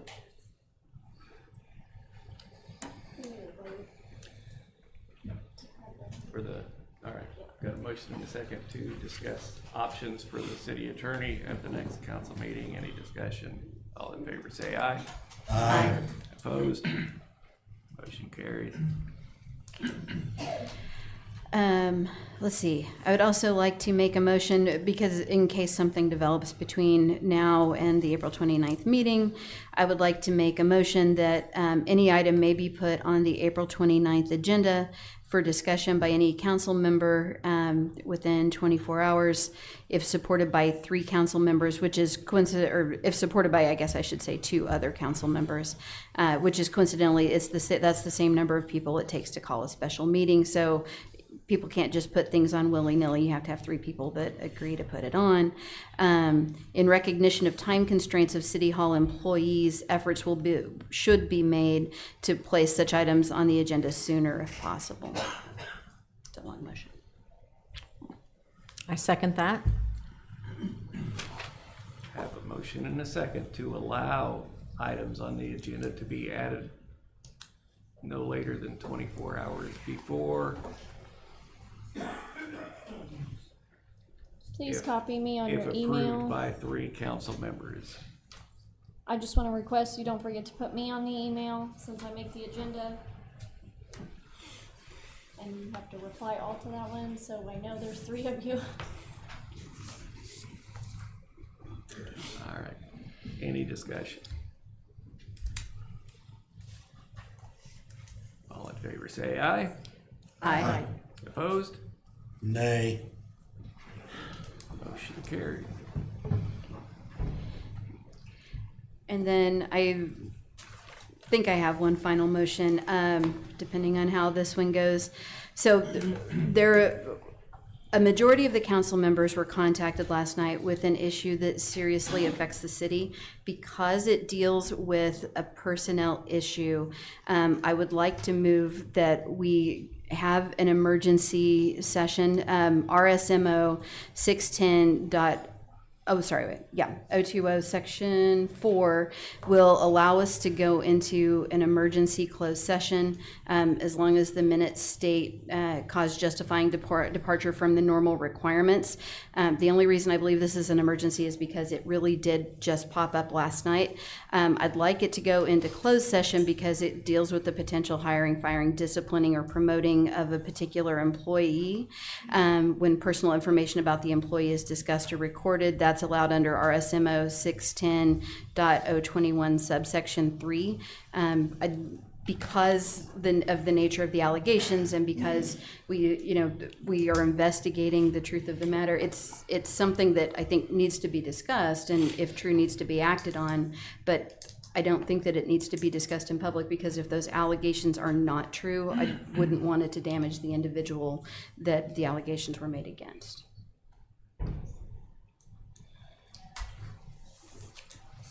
I second that motion. All right, I have a motion and a second and you want the closed session to begin right now? Sorry, at the end of the meeting after we've concluded all of our other business.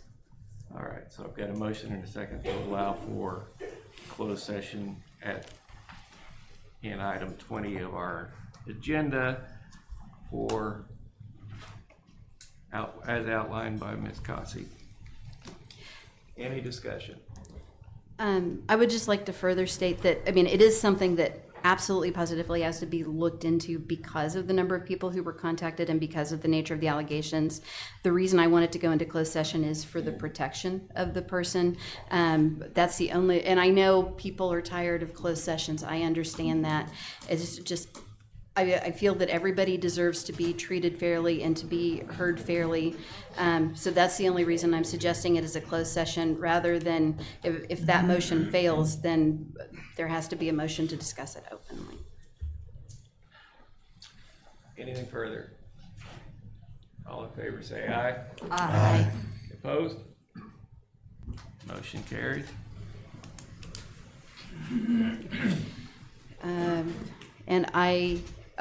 So one final thing, I would like to address one of our people who spoke earlier tonight and just make some corrections. So the statement was that if the mayor is impeached, Mr. Snow becomes mayor, and then if he is elected to the new position that he's seeking, then the longest standing member is normally made mayor pro tem and then becomes mayor, indicating that I have some aspirations to be mayor. I can tell you I have absolutely no time to be mayor, so I have no aspirations in that area, but also the understanding of procedure by that speaker is incorrect. So if the mayor is impeached, Mr. Snow does not become mayor. He remains mayor pro tem. And at the next election, then that is when a new mayor is elected. So it's a very short-term appointment. They're just serving in the interim until a new mayor is elected. Also, just to correct, it is not always the longest standing member that becomes mayor pro tem. It happened to be this time for Mayor Snow, for Mayor pro tem Snow. So I misspoke there, but. In the previous year, Mr. Elliff was not the longest standing member, and he was mayor pro tem. I believe he had only been on the council a year. Mr. Snow can correct me if I'm wrong. He'd been on the council a very short time. Mr. Snow, Mr. Armstrong had both served much longer terms than he had when he was mayor pro tem. And that is all from me this evening. All right. Ms. Schramm. Hi, again, thank you for everybody who voted for me. I'm going to keep saying that because I am in this chair to represent you. I've talked to many of you. I'll continue to talk to many of you. I will do what the majority wants to do. That's it. I will not make my there's no personal agenda. It's your agenda. It's your agenda. So believe me, you put me here, you trusted me here, and that's why I'm here. All right, we'll move on to administrative reports. Mr. Daly. Yes, sir. Thank you.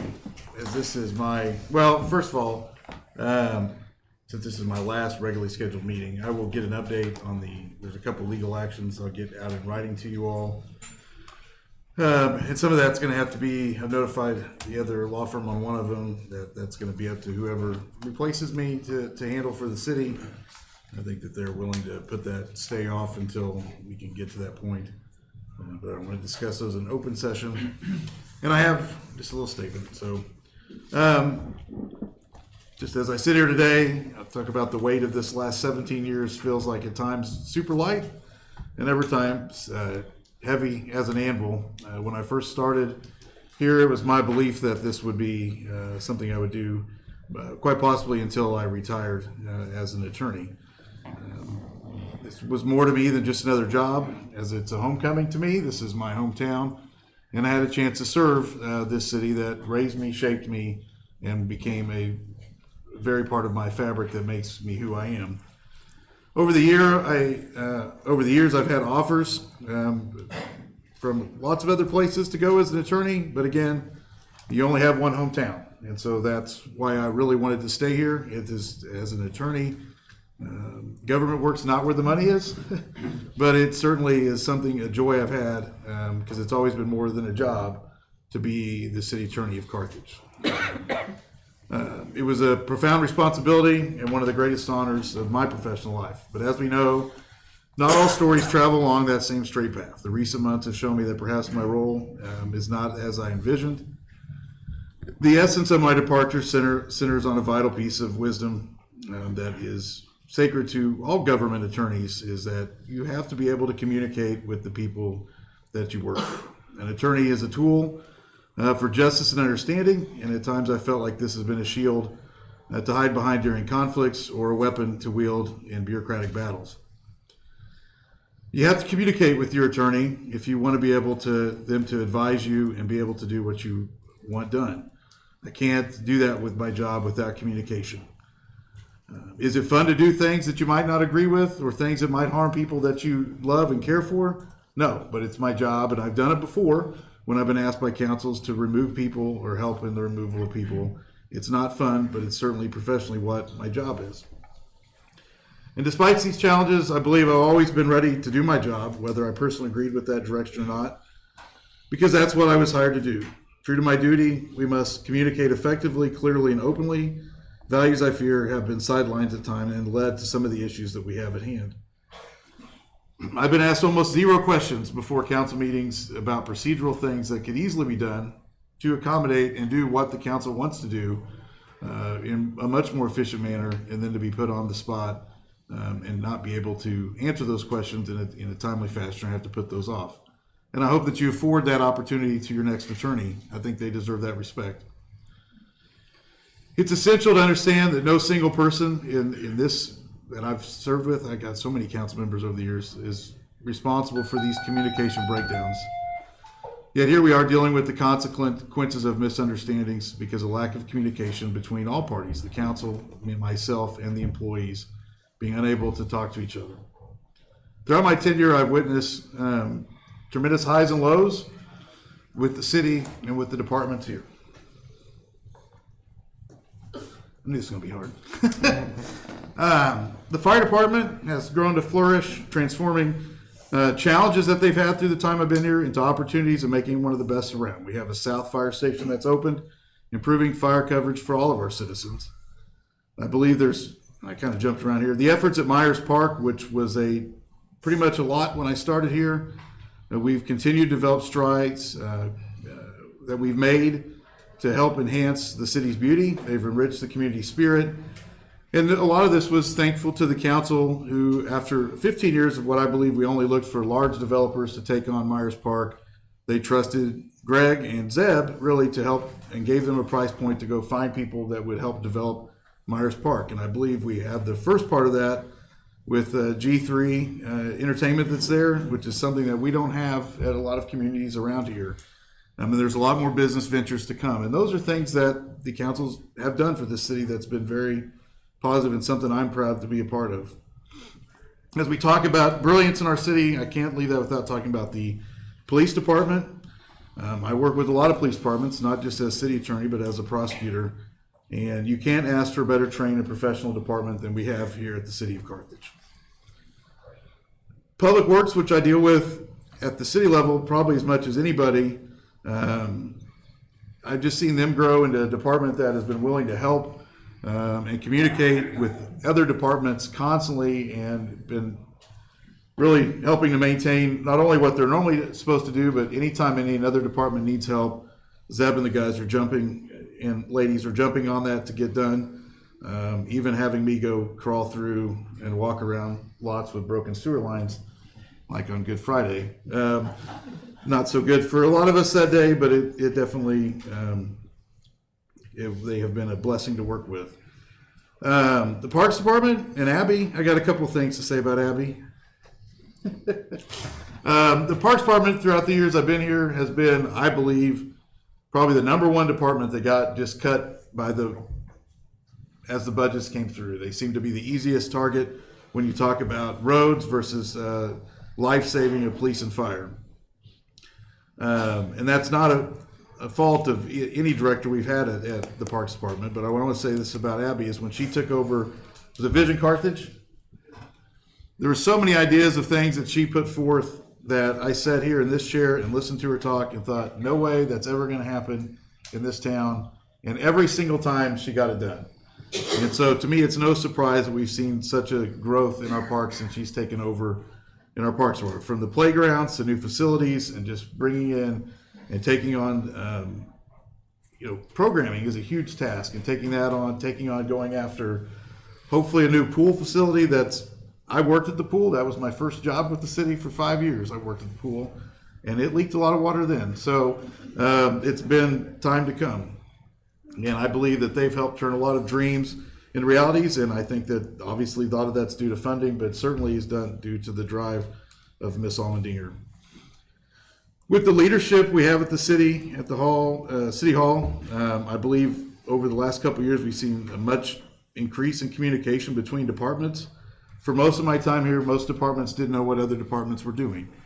It was kind of kept in the dark. I certainly was not privy to a lot of things that went on in the city. It was more of a need-to-know basis as you went through. And instead, we've had many meetings and coordination from City Hall to help really, over the last couple of years, been the development over that. And I believe the success of our parks and everything else we've had has been attributed to the communication that's been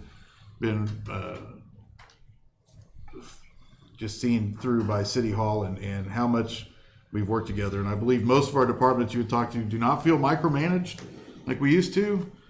You get a budget, and the budget, when we say, can we get this, is it in your budget? Yeah, then you do your job. That was not the way it was for most of my time here. And the people I deal with the most at the city, the court staff, Danae and Jessica, most people don't understand that the prosecution side of my job is the majority of my time. When I dealing with defendants, we have hundreds of cases each court date, whether they're going to trial or they're going represented by attorneys. But they are the best court staff I've ever worked for here at the city, and I will truly miss our Thursday zoos or as some people call them, city court. So I don't know how to take that away, but that's been one of my joys working. And I love working with the people, even the defendants we have, for the most part, are just people that have made one or two bad choices. And it's nice to be able to help those people out from time. I've had a lot of people ask why I'm leaving. Other people are much more knowledgeable, but I think I became acutely aware of the need for personal change in my life back in September of this last year, when I was informed of plans to elect new council members with the intention to, I was told, impeach the mayor, oust Dagnan, and then looking directly at me, this person told me, remove any obstacle that is obstructing what was described as excessive management and an unnecessary investigation into Mr. Peterson. The same individual later emphasized that Dally and Dagnan need to go. I've maintained my belief that my guidance has been sound, a sentiment supported, I believe, by the state auditor's report. However, the continuous scapegoating has taken a toll on my health, and I find myself unable to any longer endure what's gone on. And I believe, for my family's sake and mine, that it is time to go. But as I prepare to step away, my last day being May 10th, I'm not leaving with bitterness, but a hope and a belief in the continuing greatness of this city. The administration, the court staff, our judge, and every department head, you've done exemplary work. The collaborations, the spirit, and the unwavering dedication to making our city better are what I will miss profoundly.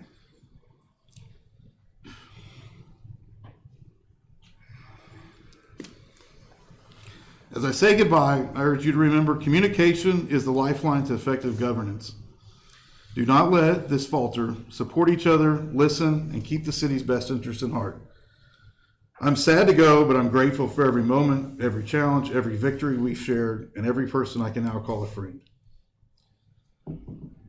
This isn't just a farewell, but a thank you from the bottom of my heart for the opportunity to serve, to grow, and to contribute to the city's narrative. And I will leave you with the word my father always said to me when we were in times of trouble. This too shall pass. Thank you.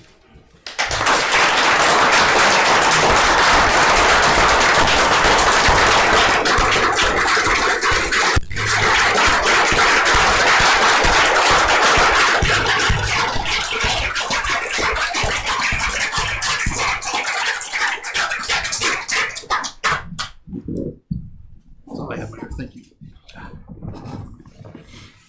Chief Hawkins. Thank you, Your Honor. Nate, I would just like to say that in my time, not only as a police chief, but as a police officer, all my dealings with you, you've always represented yourself well, you've represented the city well. Thank you, and you're going to be sorely missed. Thank you, Bill. I would also like to extend a thank you. I don't see him in the audience.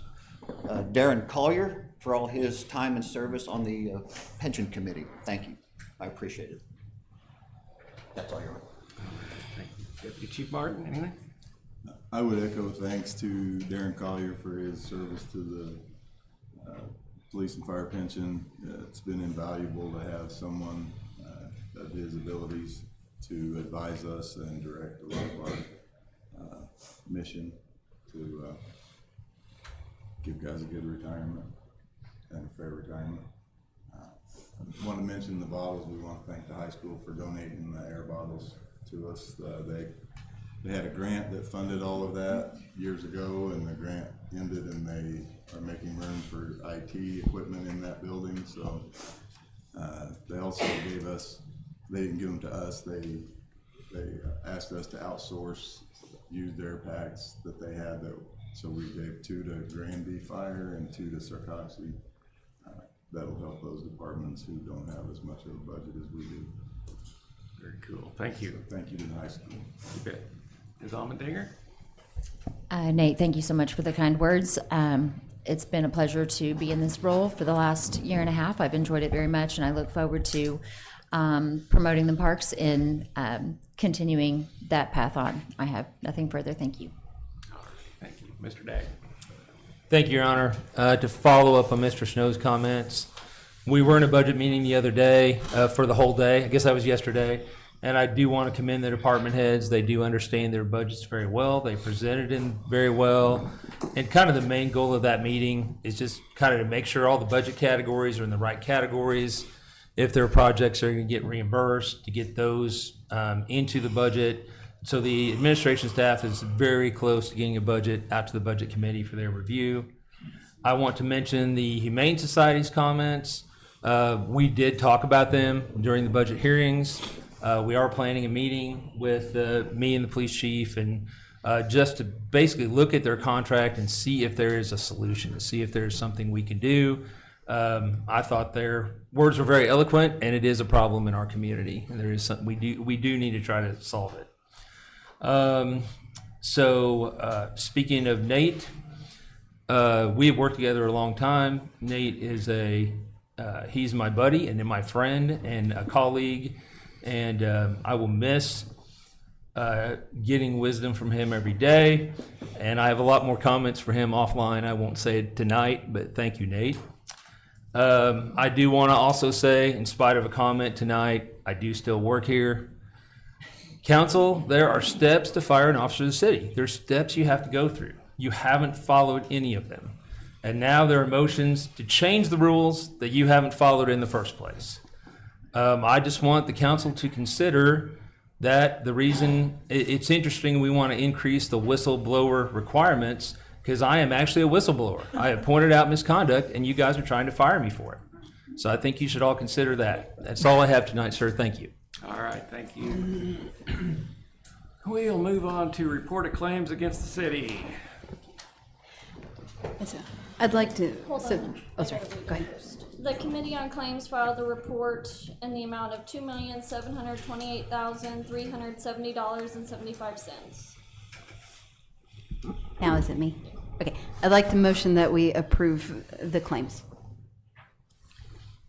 Second. Have a motion and a second to accept the report and allow the claims. Any discussion? All in favor say aye. Aye. Opposed? Motion carries. Before we move into old business, we're going to take about a 6-minute recess. Lights.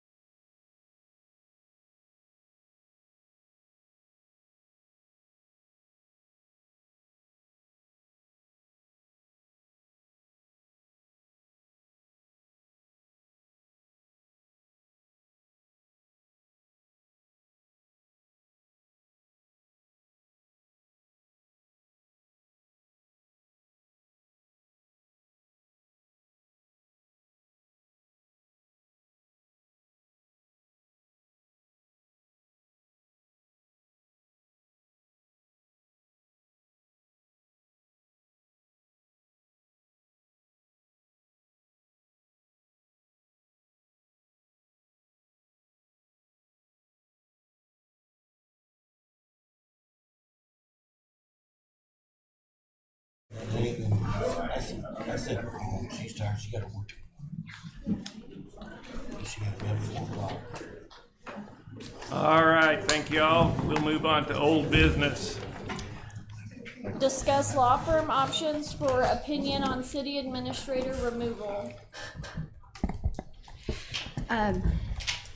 I would like to make a motion that we table that. I believe we have a couple of council members who are still working on that issue, if this is in reference to the 3 attorneys. And that just has not, there's not been enough time to make a list of firms for suggestions. Are you tabling it to Monday or the next meeting? I would make a motion to table that to our next regular meeting. Second.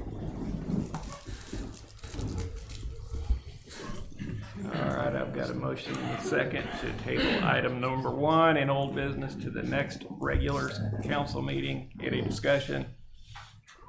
All in favor say aye. Aye. Opposed? Motion carries.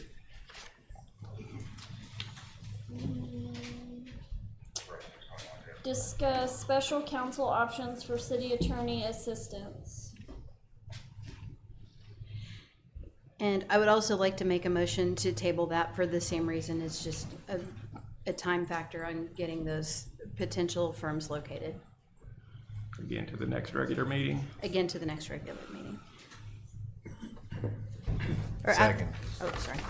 I have a motion and a second to table item number 2 to the next regular council meeting. Any discussion? Actually, can I amend that motion to just table that until the next special meeting? Because this is something we need to get done fairly quickly since Mr. Dowley's last day is May 10th. I apologize. Can I say something else? Sure. I feel like this is the same thing as your other motion of looking at hiring an attorney versus a law firm. Okay. I don't know if you guys want to, like, I don't know, decide that before we. To me, it's the same thing, if I'm being honest. I think Because it's, you were going to hire assistants for Mr. Dowley, who's leaving, so now we have to just fully replace. Right. And that's already on the agenda for Monday. yeah, and so I think Monday's the right time. I think that they could be separate or the same. It just depends on if the firms are looking at stepping in and they're willing to just do it short term or if they're willing to do it long term. And so there would be some question as to what they're willing to do. Okay, so I have a motion to amend item number 2, the tabling to the next special meeting. Did I have a second on that? Second. I have a motion and a second to amend the motion to the next special council meeting. Any discussion? All in favor say aye. Aye. Opposed? Motion carries. So I've got a motion and a second as amended to move the discussion of city attorney assistants to the next special council meeting. Any discussion? All in favor say aye. Aye. Opposed? Motion carries. All right, we'll move on to new business.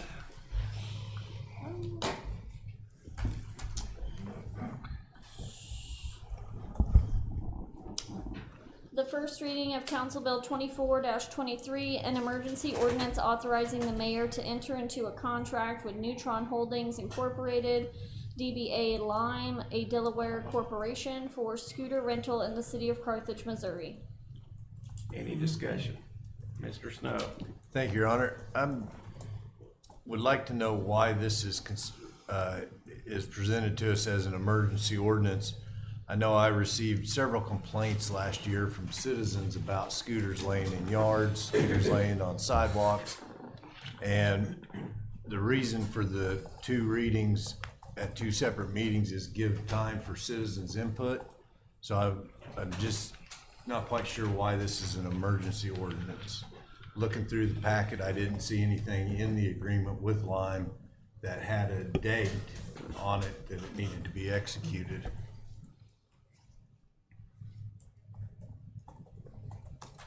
Do you want me to respond? Sure. Mr. Snow, I'm sorry, I can't see you for the podium.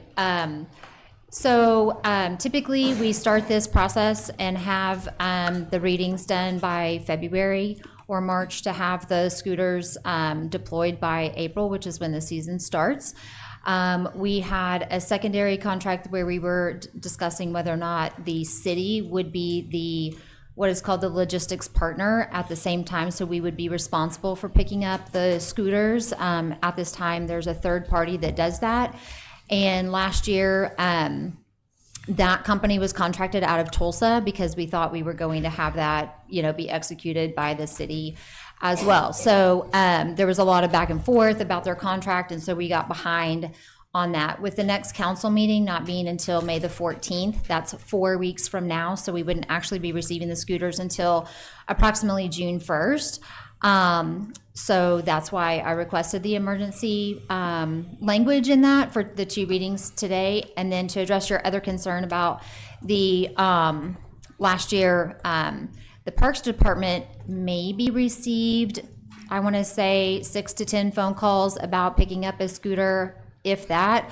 It was very small numbers. So we have spoken to a third party because the city cannot be the entity that picks up the scooters. So we have talked to a local third party that would like to do that. So we're, pretty confident that with that relationship and that partnership that we can be in good communication with them whenever we do get calls to let that entity know that a scooter needs to be picked up, excuse me. And then we can geofence to have those scooters, placed if we wanted to in a certain parking area. Although they do get used quite a bit for transportation for citizens in the community. So I don't know if I've answered all your questions, but that's why we requested the emergency reading tonight. I also have a question. You said the city makes $6,500 basically on this, but we were picking up scooters, so I would think that wages from the city would be going into that. Is there any way that if we're responsible for picking something up and the third party does not pick it up that day, that we can charge the company? They're really two separate things. So the city contracts with Lime to have the scooters and the bicycles in the community. There is a separate contract altogether called a logistics partner, which is a third party. We thought potentially we could work it out that the city could be that logistics partner. It didn't work that this time. It may happen in the future. Their language is a very, set, contract. It's a very standard contract. They didn't change the language to accommodate us being a municipality. So the logistics partner is a third party altogether. We have no control over that entity. They contract directly with Lime to get reimbursed for picking up those scooters. Although I will say that because I know that third party, who the person is or the group that wants to do that, we have a better way of communication. Whereas before they were coming from Tulsa, they were only coming up here every 2 or 3 days to, collect those scooters last year. So I believe that will be substantially different if we have a local person doing that collecting, if that helps. I also think on the emergency, I think that the citizens need a chance to come forward for the next time and voice their opinion on this. Okay. So maybe we could move it to the special meeting also? I'm not in control of that, so whatever you all decide. Is that a motion? I make a motion that we move final approval of the Lime scooter contract to the 29th, Monday the 29th, so citizens can have a chance to come and voice their opinion on if they want the bikes in their town or not. Second. All right, so I've got a motion to move the second reading of Council Bill 2423 to the next special meeting. And do we need to make an amendment to remove the emergency language, or are we okay with that? Yeah. I mean, yeah. It just goes on that meeting anyway, if it's first reading today, if we're gonna do emergency. All right, so I've got a motion and a second. Any discussion? All in favor say aye. Aye. Opposed? Motion carried.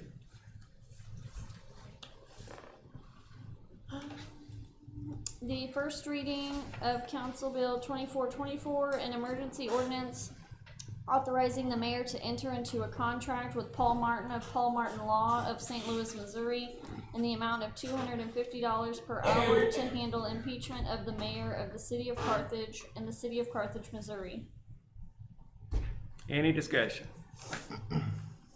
I was just looking at the packet when I was reading this week, and it says $250 an hour and extra expenses, but because they're coming from Kansas City, do we know, like, how much extra expenses are we talking? That was my question. I saw the letter from them is what I was, where they said that would be. Sure. I mean, I would assume that it's the time to travel, and then if they have to stay overnight or whatever incidentals that they may have. But I don't have a list of what potential extra expenses they may run into. But I would assume that it's travel expenses. Right, and time spent traveling and the whole 9 yards. And time spent So it's gonna traveling. really add up. Well, I would say it depends. I would think that the number of trips that the attorney would have to make down here would be very few. In this age of technology, most things can be accomplished at a distance. Okay. All right. So, this was an emergency. Is there a motion to forward to second reading? Go ahead, Mr. Stone. I move we forward Council Bill 2424 to second reading. I second that. Have a motion and a second to forward to second reading. Any discussion? All in favor say aye. Aye. Opposed? No. Motion carries. I do believe the heading is incorrect. And that's on me. The body of the language, I do believe, allows just the mayor pro tem to sign the contract. Right. And that's what matters, so it's not Right. The second reading of Council Bill 2424, an emergency ordinance authorizing the mayor to enter into a contract with Paul Martin of Paul Martin Law of St. Louis, Missouri, in the amount of $250 per hour to handle impeachment of the mayor of the city of Carthage and the city of Carthage, Missouri. Any discussion? Cast your vote.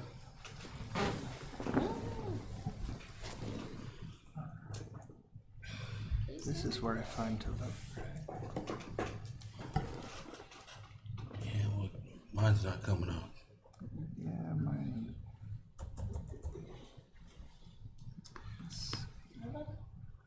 Mine's not coming up. It's not showing up. She'll get the vote. Hold on.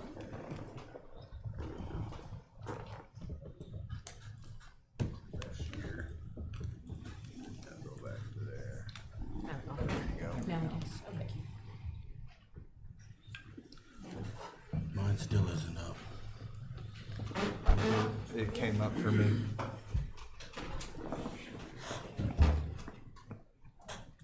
Derek, I don't show the, I got you. Oh, save. Sorry. Okay. Chris, did yours not come on? No, it says I'm still in the meeting, so. I don't wanna. We'll see. We'll see what we have here. That's where you're good.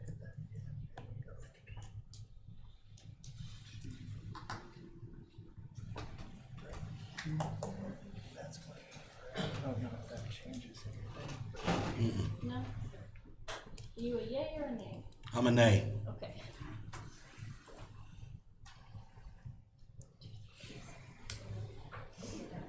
All right, council bill passes. You showed up there. All right, we'll move on to mayor's appointments. Oh, right. The approval of the mayor's board liaison appointments. All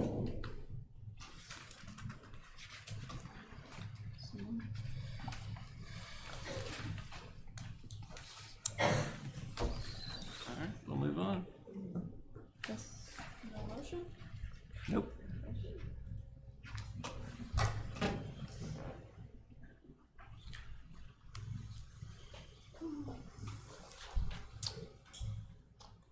Resolution 2039, a resolution providing for the formal acceptance of a donation to the City of Carthage's Fire Department by the City Council of the City of Carthage, Missouri pursuant to city policy.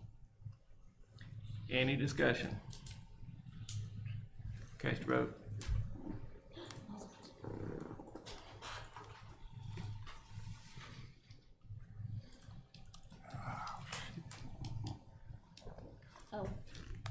Someone want to make a motion to approve that? I move that we adopt Resolution 2039. Second. Got a motion and a second. Cast your vote.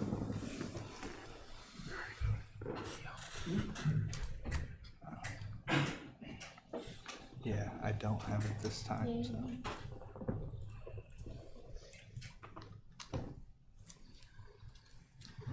Resolution stands adopted. Resolution 2040, a resolution authorizing a supplemental budget adjustment to the general revenue fund for fiscal year 2023-2024. Mr. Snow. I move we adopt Resolution 2040. Second. Have a motion and a second to adopt Resolution 2040. Any discussion? Cast your vote.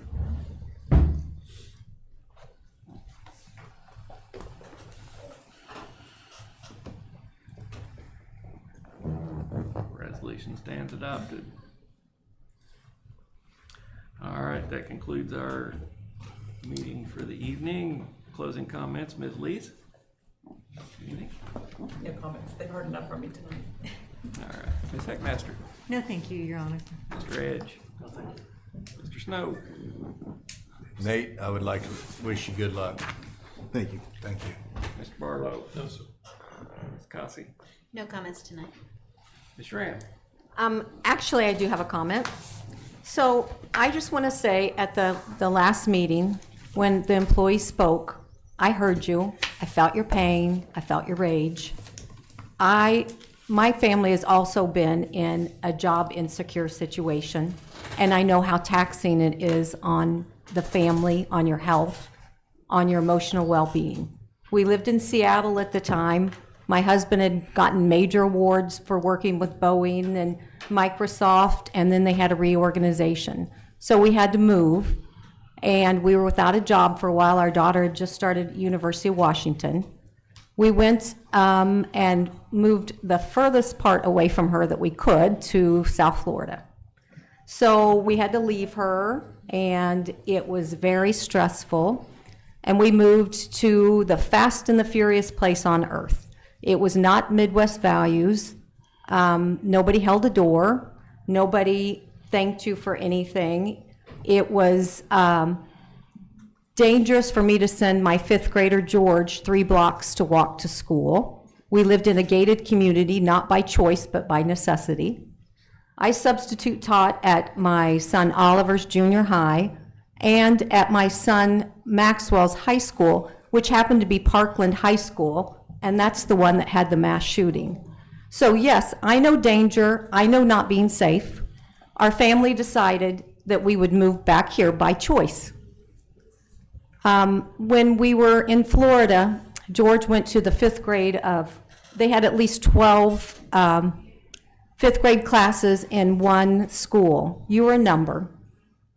And when we moved here, we walked into Mark Twain School, and Laurel Rosenthal said, "George, we've been waiting on you." And I burst into tears like this idiot woman. I found safety, I found community, and I fell in love with Carthage because that woman welcomed us. And I have lived here taking advantage of all the amenities, saying I'm from beautiful Carthage, Missouri. And I was proud of my town. I was safe. I didn't need to get involved in anything but what I wanted to get involved with. The main platform I ran on was for the CW and EP employees. They were unsafe. It was unfair. They did not get to be heard. I didn't know any of these employees, not one. But I saw a strong need in our community, and I proceeded because it was my job to do so. And I just want to say, because I stood up for those employees, why didn't the city employees think we would stand up for them? They were never a target, never.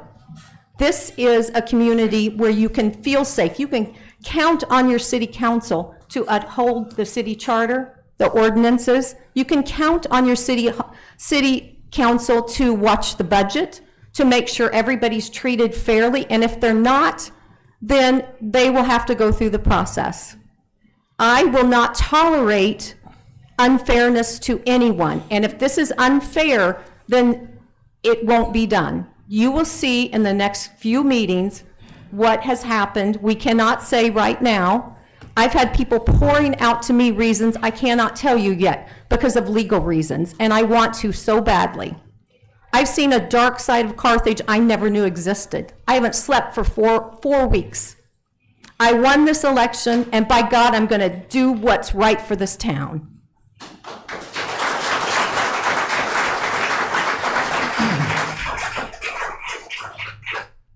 Mr. Taylor. No comments tonight, Your Honor. Thank you.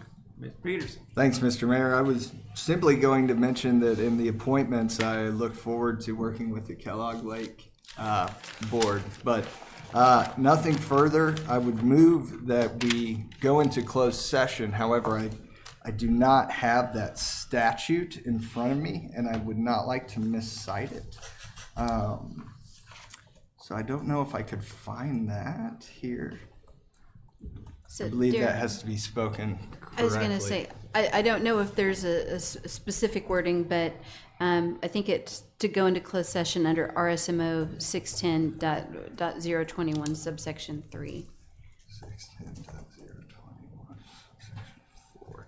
So yes, Mr. Mayor, I would move that we move into closed session under RSMO section 610.021 subsection 4. Three. Three. Motion and a second to go into closed session as outlined by Mr. Peterson. Any discussion?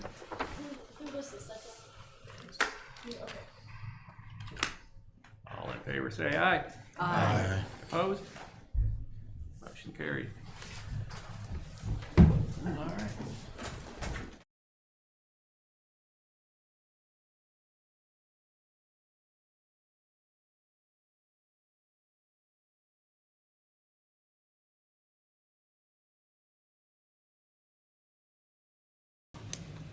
All right, clerk, call the roll. Taylor. Peterson. Lease. Heckmaster. Edge. Snow. Barlow. Cossey. Schramm. All right, back to open session. So, after the admission of Mr. Dowling with regard to what he did, I know he already has a resignation in from May 10th. I would like to make a motion that it would be terminated from the city. I think I get a statement of charges in at least 5 days to set for hearing. So, that's fine, I can do, I need a written statement of charges. that's fine. If you want those filed, we can prepare those. Well, and so then I would like to ask the mayor, since currently the ordinance says you're the only person who can suspend someone, I would like to request that, given the legal liability of what has been done, I would like to request that you immediately suspend Mr. Dowling. He not be given any access to anything with responsibility to the city. This is, what has occurred is completely inappropriate. I second that.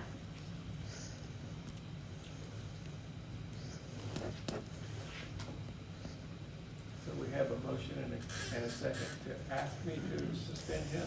Yeah. All right, I have a motion and a second to ask me to suspend Mr. Dowling. Any discussion? Discussion is I remain concerned about, I don't have any clue, sir, what your other responsibilities are with the city, and I'm concerned about an immediate withdrawal from the ability to do those tasks. We have 2 more city court dates between now and May 10th. One's this Thursday. And I do understand that, but if you had an employee at the school system that had targeted a student in a completely inappropriate way, regardless of what their duties were, could you allow them to continue working with the student? I understand what you're saying. His job has got different aspects as opposed to what I'm familiar with in my former life. It was more confined to that setting. I do not understand the city court aspect of his job, and it wouldn't just, it would be leaving, I'm assuming, leaving multiple people high and dry. Yes. We would have to find somebody to fill his role in an emergency situation. What, 300 or so Yeah. court days, so about 600 cases. There's There's no legal liability from that. It's a public. Yes, there No, there is. You isn't. know there is. No, I absolutely know there's not. It is a warrant is a public record. And if I could have posted it on the water tower in Carthage, it wouldn't have mattered. I know, but targeting, say, you targeted a specific citizen for a specific reason. The city of Carthage is gonna be lucky if she does not sue. She has every right to sue. She has no, under what grounds? That somebody informed a law enforcement officer informed a law enforcement officer of an active warrant. Selective enforcement of your duties. There was clear targeting. And to that end, I really don't believe that you should be allowed to remain in your seat. So the other problem is that you're right, it isn't an apples to apples comparison. He has access to sensitive information, to things in the city. Other people could be targeted. He enjoys a special position of power. He cannot be allowed to remain in there. He has opened this up to liability. He has clearly targeted citizens based on their political actions. It is not okay.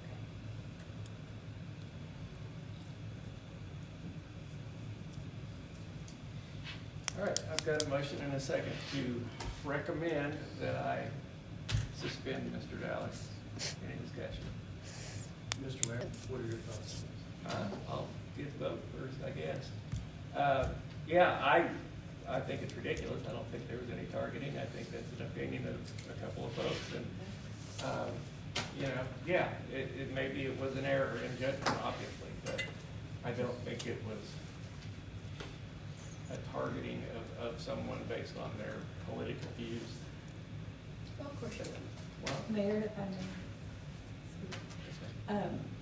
I didn't know which side Heather was on when she spoke. I thought her speech was good. She spoke to both. Yes, and so to assume that everybody knows the way somebody's going to go, I think that we need to also be careful and not target, or make it seem that we're targeting somebody also. We need to look at everything. So I think we need to get all the facts clear, that Derek said there was some discrepancies and things, get all that clear before we make a decision, and think about the city municipal court too. I'm with you on that, Mr. Bartlett. Well, the discrepancy related to the source of the ticket has nothing to do with whether or not Ms. Porcelain was targeted, and whether his action was appropriate, whether it was specifically targeted or not. That it is not an appropriate action to reach out to your law enforcement buddies and ask them to go execute on a warrant of somebody who spoke that you may or may not like. Like I said, it's public knowledge. She had those signs out in front of her boutique. People know what side. I didn't, but it doesn't matter what people know. I know that. I don't go down there. So why was it funny? Why was it a joke? These people listened to the meeting. She talked. These people were talking about it. I said that. These people, so you wanted to stay in favor with these people? It was friends of mine. Only one's law enforcement. I mean, I think that there's lots of misconception. The one said If somebody were to one text arrest you, it wouldn't. if I had a be warrant? funny. If you, oh, Nate Dally. If I had a warrant for my arrest You targeted and the her. police came, I did I'm not not. gonna do this again. They didn't go arrest her. If that would have been the case, maybe it was different, but they didn't go arrest her. Oh, my goodness. So I think at this point, it's really a foregone conclusion. I don't think anybody is going to change what they're saying. The mayor's going to not vote to suspend or terminate. That's fine. I don't know that there's really any point in going ahead with this, because I do have another motion after this. We still haven't voted on the motion. I have a motion and a second to recommend suspension. Any further discussion? I have a question. I would like, Mr. Peterson is also an attorney. I would like your opinion, sir, if you would share. Well, and that's why I kind of noted what I did is, just the appearance alone that, 1 + 1 = 2.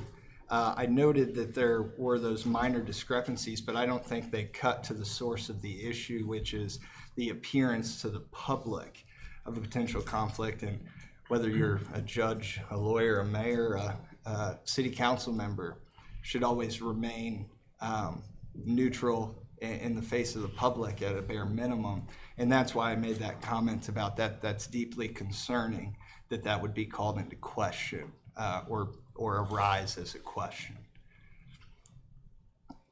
Mr. Mayor, I have a question for the attorney. Great. Is he under can anything legally be done to him because of what he did? Well, Was it illegal? This is not a bailout, but I'm not entitled to give a legal advice or a legal opinion in this matter. I'm asking, did he do anything illegal? I wish I could answer, but Thank again, you. That's a no. I'm not licensed Answers in my Missouri, and I cannot make a judgment on that. Yeah, you just answered the question. Well, Mr. Taylor, I'd like to make a distinction between what's legal and what's ethical, and some people in our city seem to be missing that distinction. Yeah, I know. from Thanks you, God. Yeah. the term ethics has a different meaning than from some of the rest of us. Certainly, my ethics do take a sharp detour from yours, I'm certain. Okay, any further discussion? Nope. All right, all in favor, say aye. Aye. Opposed? No. All right, let's raise hands Nay. so we can get a solid count here. What are you doing? What are you doing? Yay or nay? That was the nays. Nay. All right, so 6-3. motion does pass. All right. You have other motions?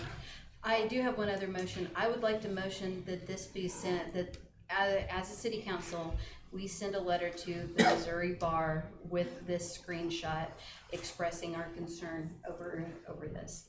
Because he sent this out regarding a citizen, I feel that it's inappropriate and unethical. I second that. It is public record.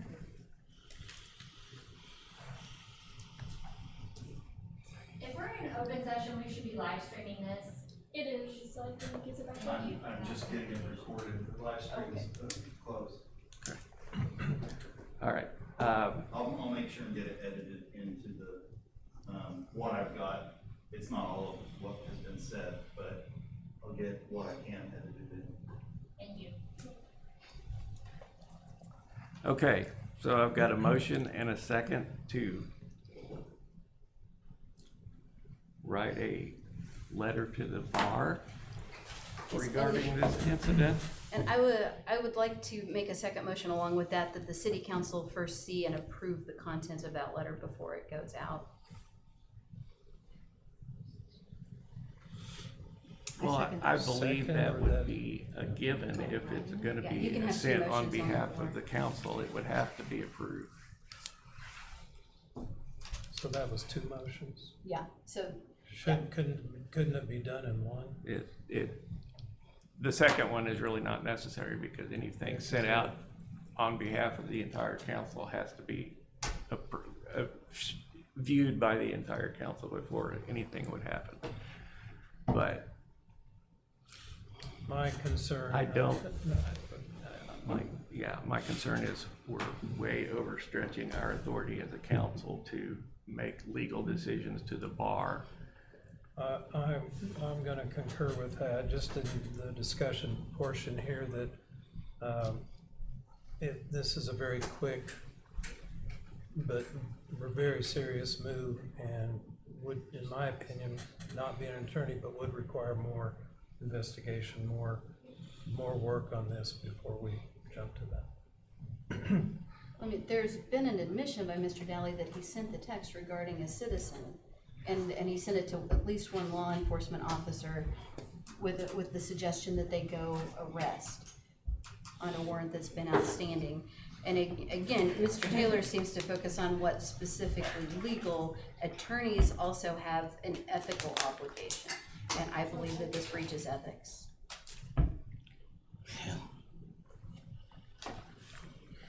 If it breaches ethics, then it should be illegal.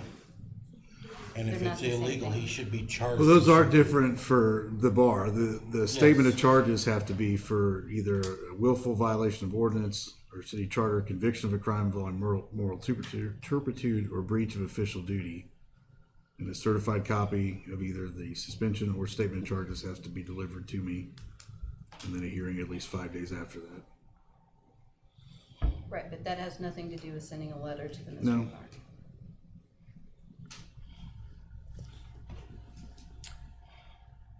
All right. So we've got a motion and a second.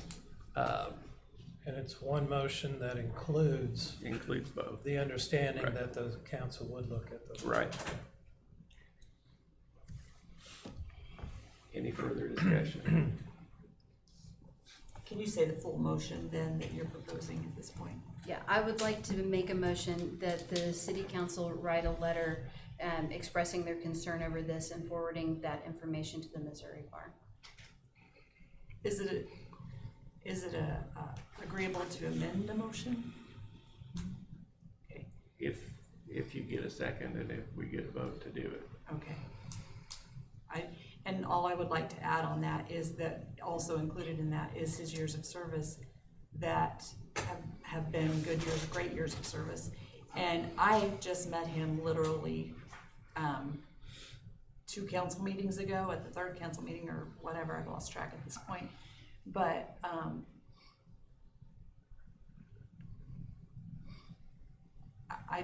my heart is broken for both, for the person that says they feel targeted and for this, because we're all human and we all make mistakes.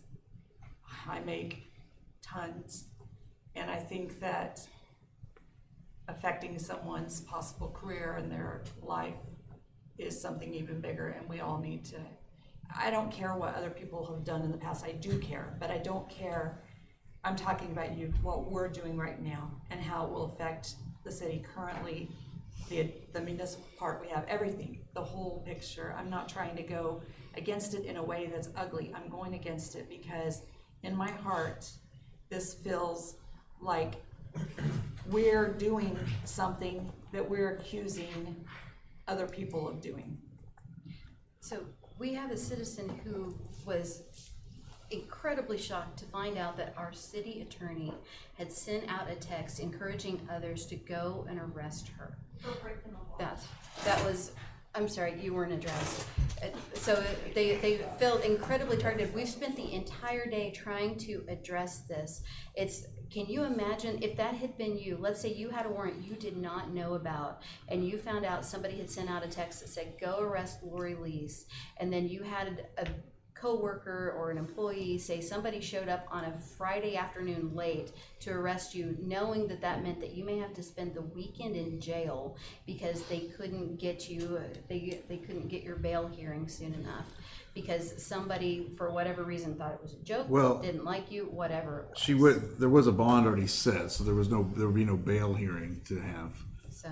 And if somebody showed up out there, it had nothing to do with what I sent out. I've already explained to you that the person I sent this to did not send anybody out there to arrest her. But at least one person was in law enforcement and they could have. So at the time But you they sent didn't. the text, but you didn't know that at the time that you I sent did the know text. that. No, you didn't. You sent that to at least one law enforcement I professional. think we need further investigation before we make those moves. I concur. It needs to be looked at more and more people need to be quizzed and discussed. Yeah, it's too fast. So, I mean, and everyone's entitled and everyone has to vote their conscience. I just know that given the amount of targeting that has gone on in this city But I've only heard rumors. I've heard lots of rumors, but I haven't seen the actual proof. And I've asked for that. I've asked for what's been done. But just because you feel wronged and those people feel wronged doesn't mean that we should do it wrong. you had police statistics given to you in the last closed session meeting. And it's something like, if I remember, approximately 15% of people who have a leaving the scene of an accident charge are first notified by being arrested. So this is a different citizen, but this is the same type of targeting behavior where, you know, it's on the fringes of what you can do, but they choose to do it because of who the person is, because they don't like them, right? And so there have been, and you heard in open session that I cannot remember, I want to say, actually I do know that this was before you were elected, but you said you watched every meeting, right?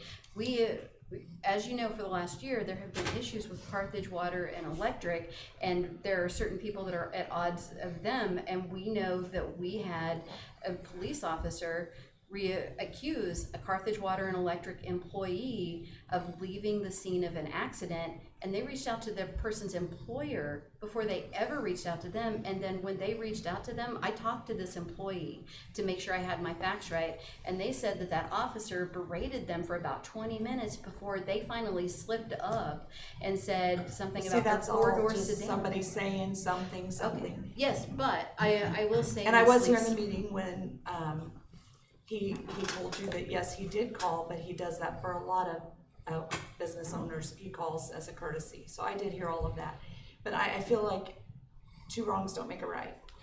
So I'm done. And again, everyone has to vote their conscience. Once the whistleblower statute is passed, and once some of the ordinances are passed, once the other ordinances are passed, you're gonna hear a significant amount of fruit, Ms. Lisa. I promise you. Mr. Mayor. Sure. As I keep reminding this body, if you want this investigated, there are ways to do it. There are things you're supposed to do. I would highly recommend that you investigate it and come up with a finding before we start sending letters to the bar or anybody else. I know most of you won't listen to me, but this is why we have procedures in place, is to investigate things just like this. Did you investigate this yourself today? Did you call the Orinoco Police Department at any No. time? No. I mean, there was, nobody asked me to investigate it. But did you call the Orinoco Police Department? No. At any time during this? I did not. Okay. So Greg, how would you investigate? What would the process look like? Okay, so, I mean, Nate's an officer of the city. We have to charge him with doing something wrong. There has to be an investigation led by the mayor, and then it comes back to you guys, and then Nate has a right to a hearing. He has a right to defend himself, and then you guys decide what you want to do. He's an officer of the city. But that is for termination, not for writing a letter to the Missouri Bar, and we just heard Mr. Dowley admit to sending that text.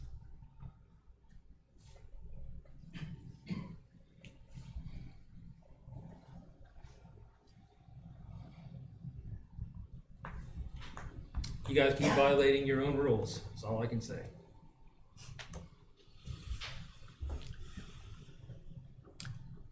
All right, we still got a motion on the floor. All in favor, raise your hand. Sending a text. Of sending the letter. All opposed, raise your hand. I'm abstaining, Your Honor. Okay. So we've got, Yeah.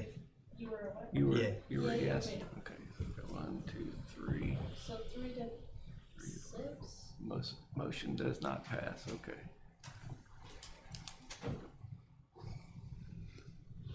3 to 5 and 1. Mhm. Terry abstained. Yep. All right. Anything else? Not for me. All right, I have a motion to adjourn. Motion to adjourn. I second. A motion and a second to adjourn. All in favor, say aye. Aye. We're adjourned.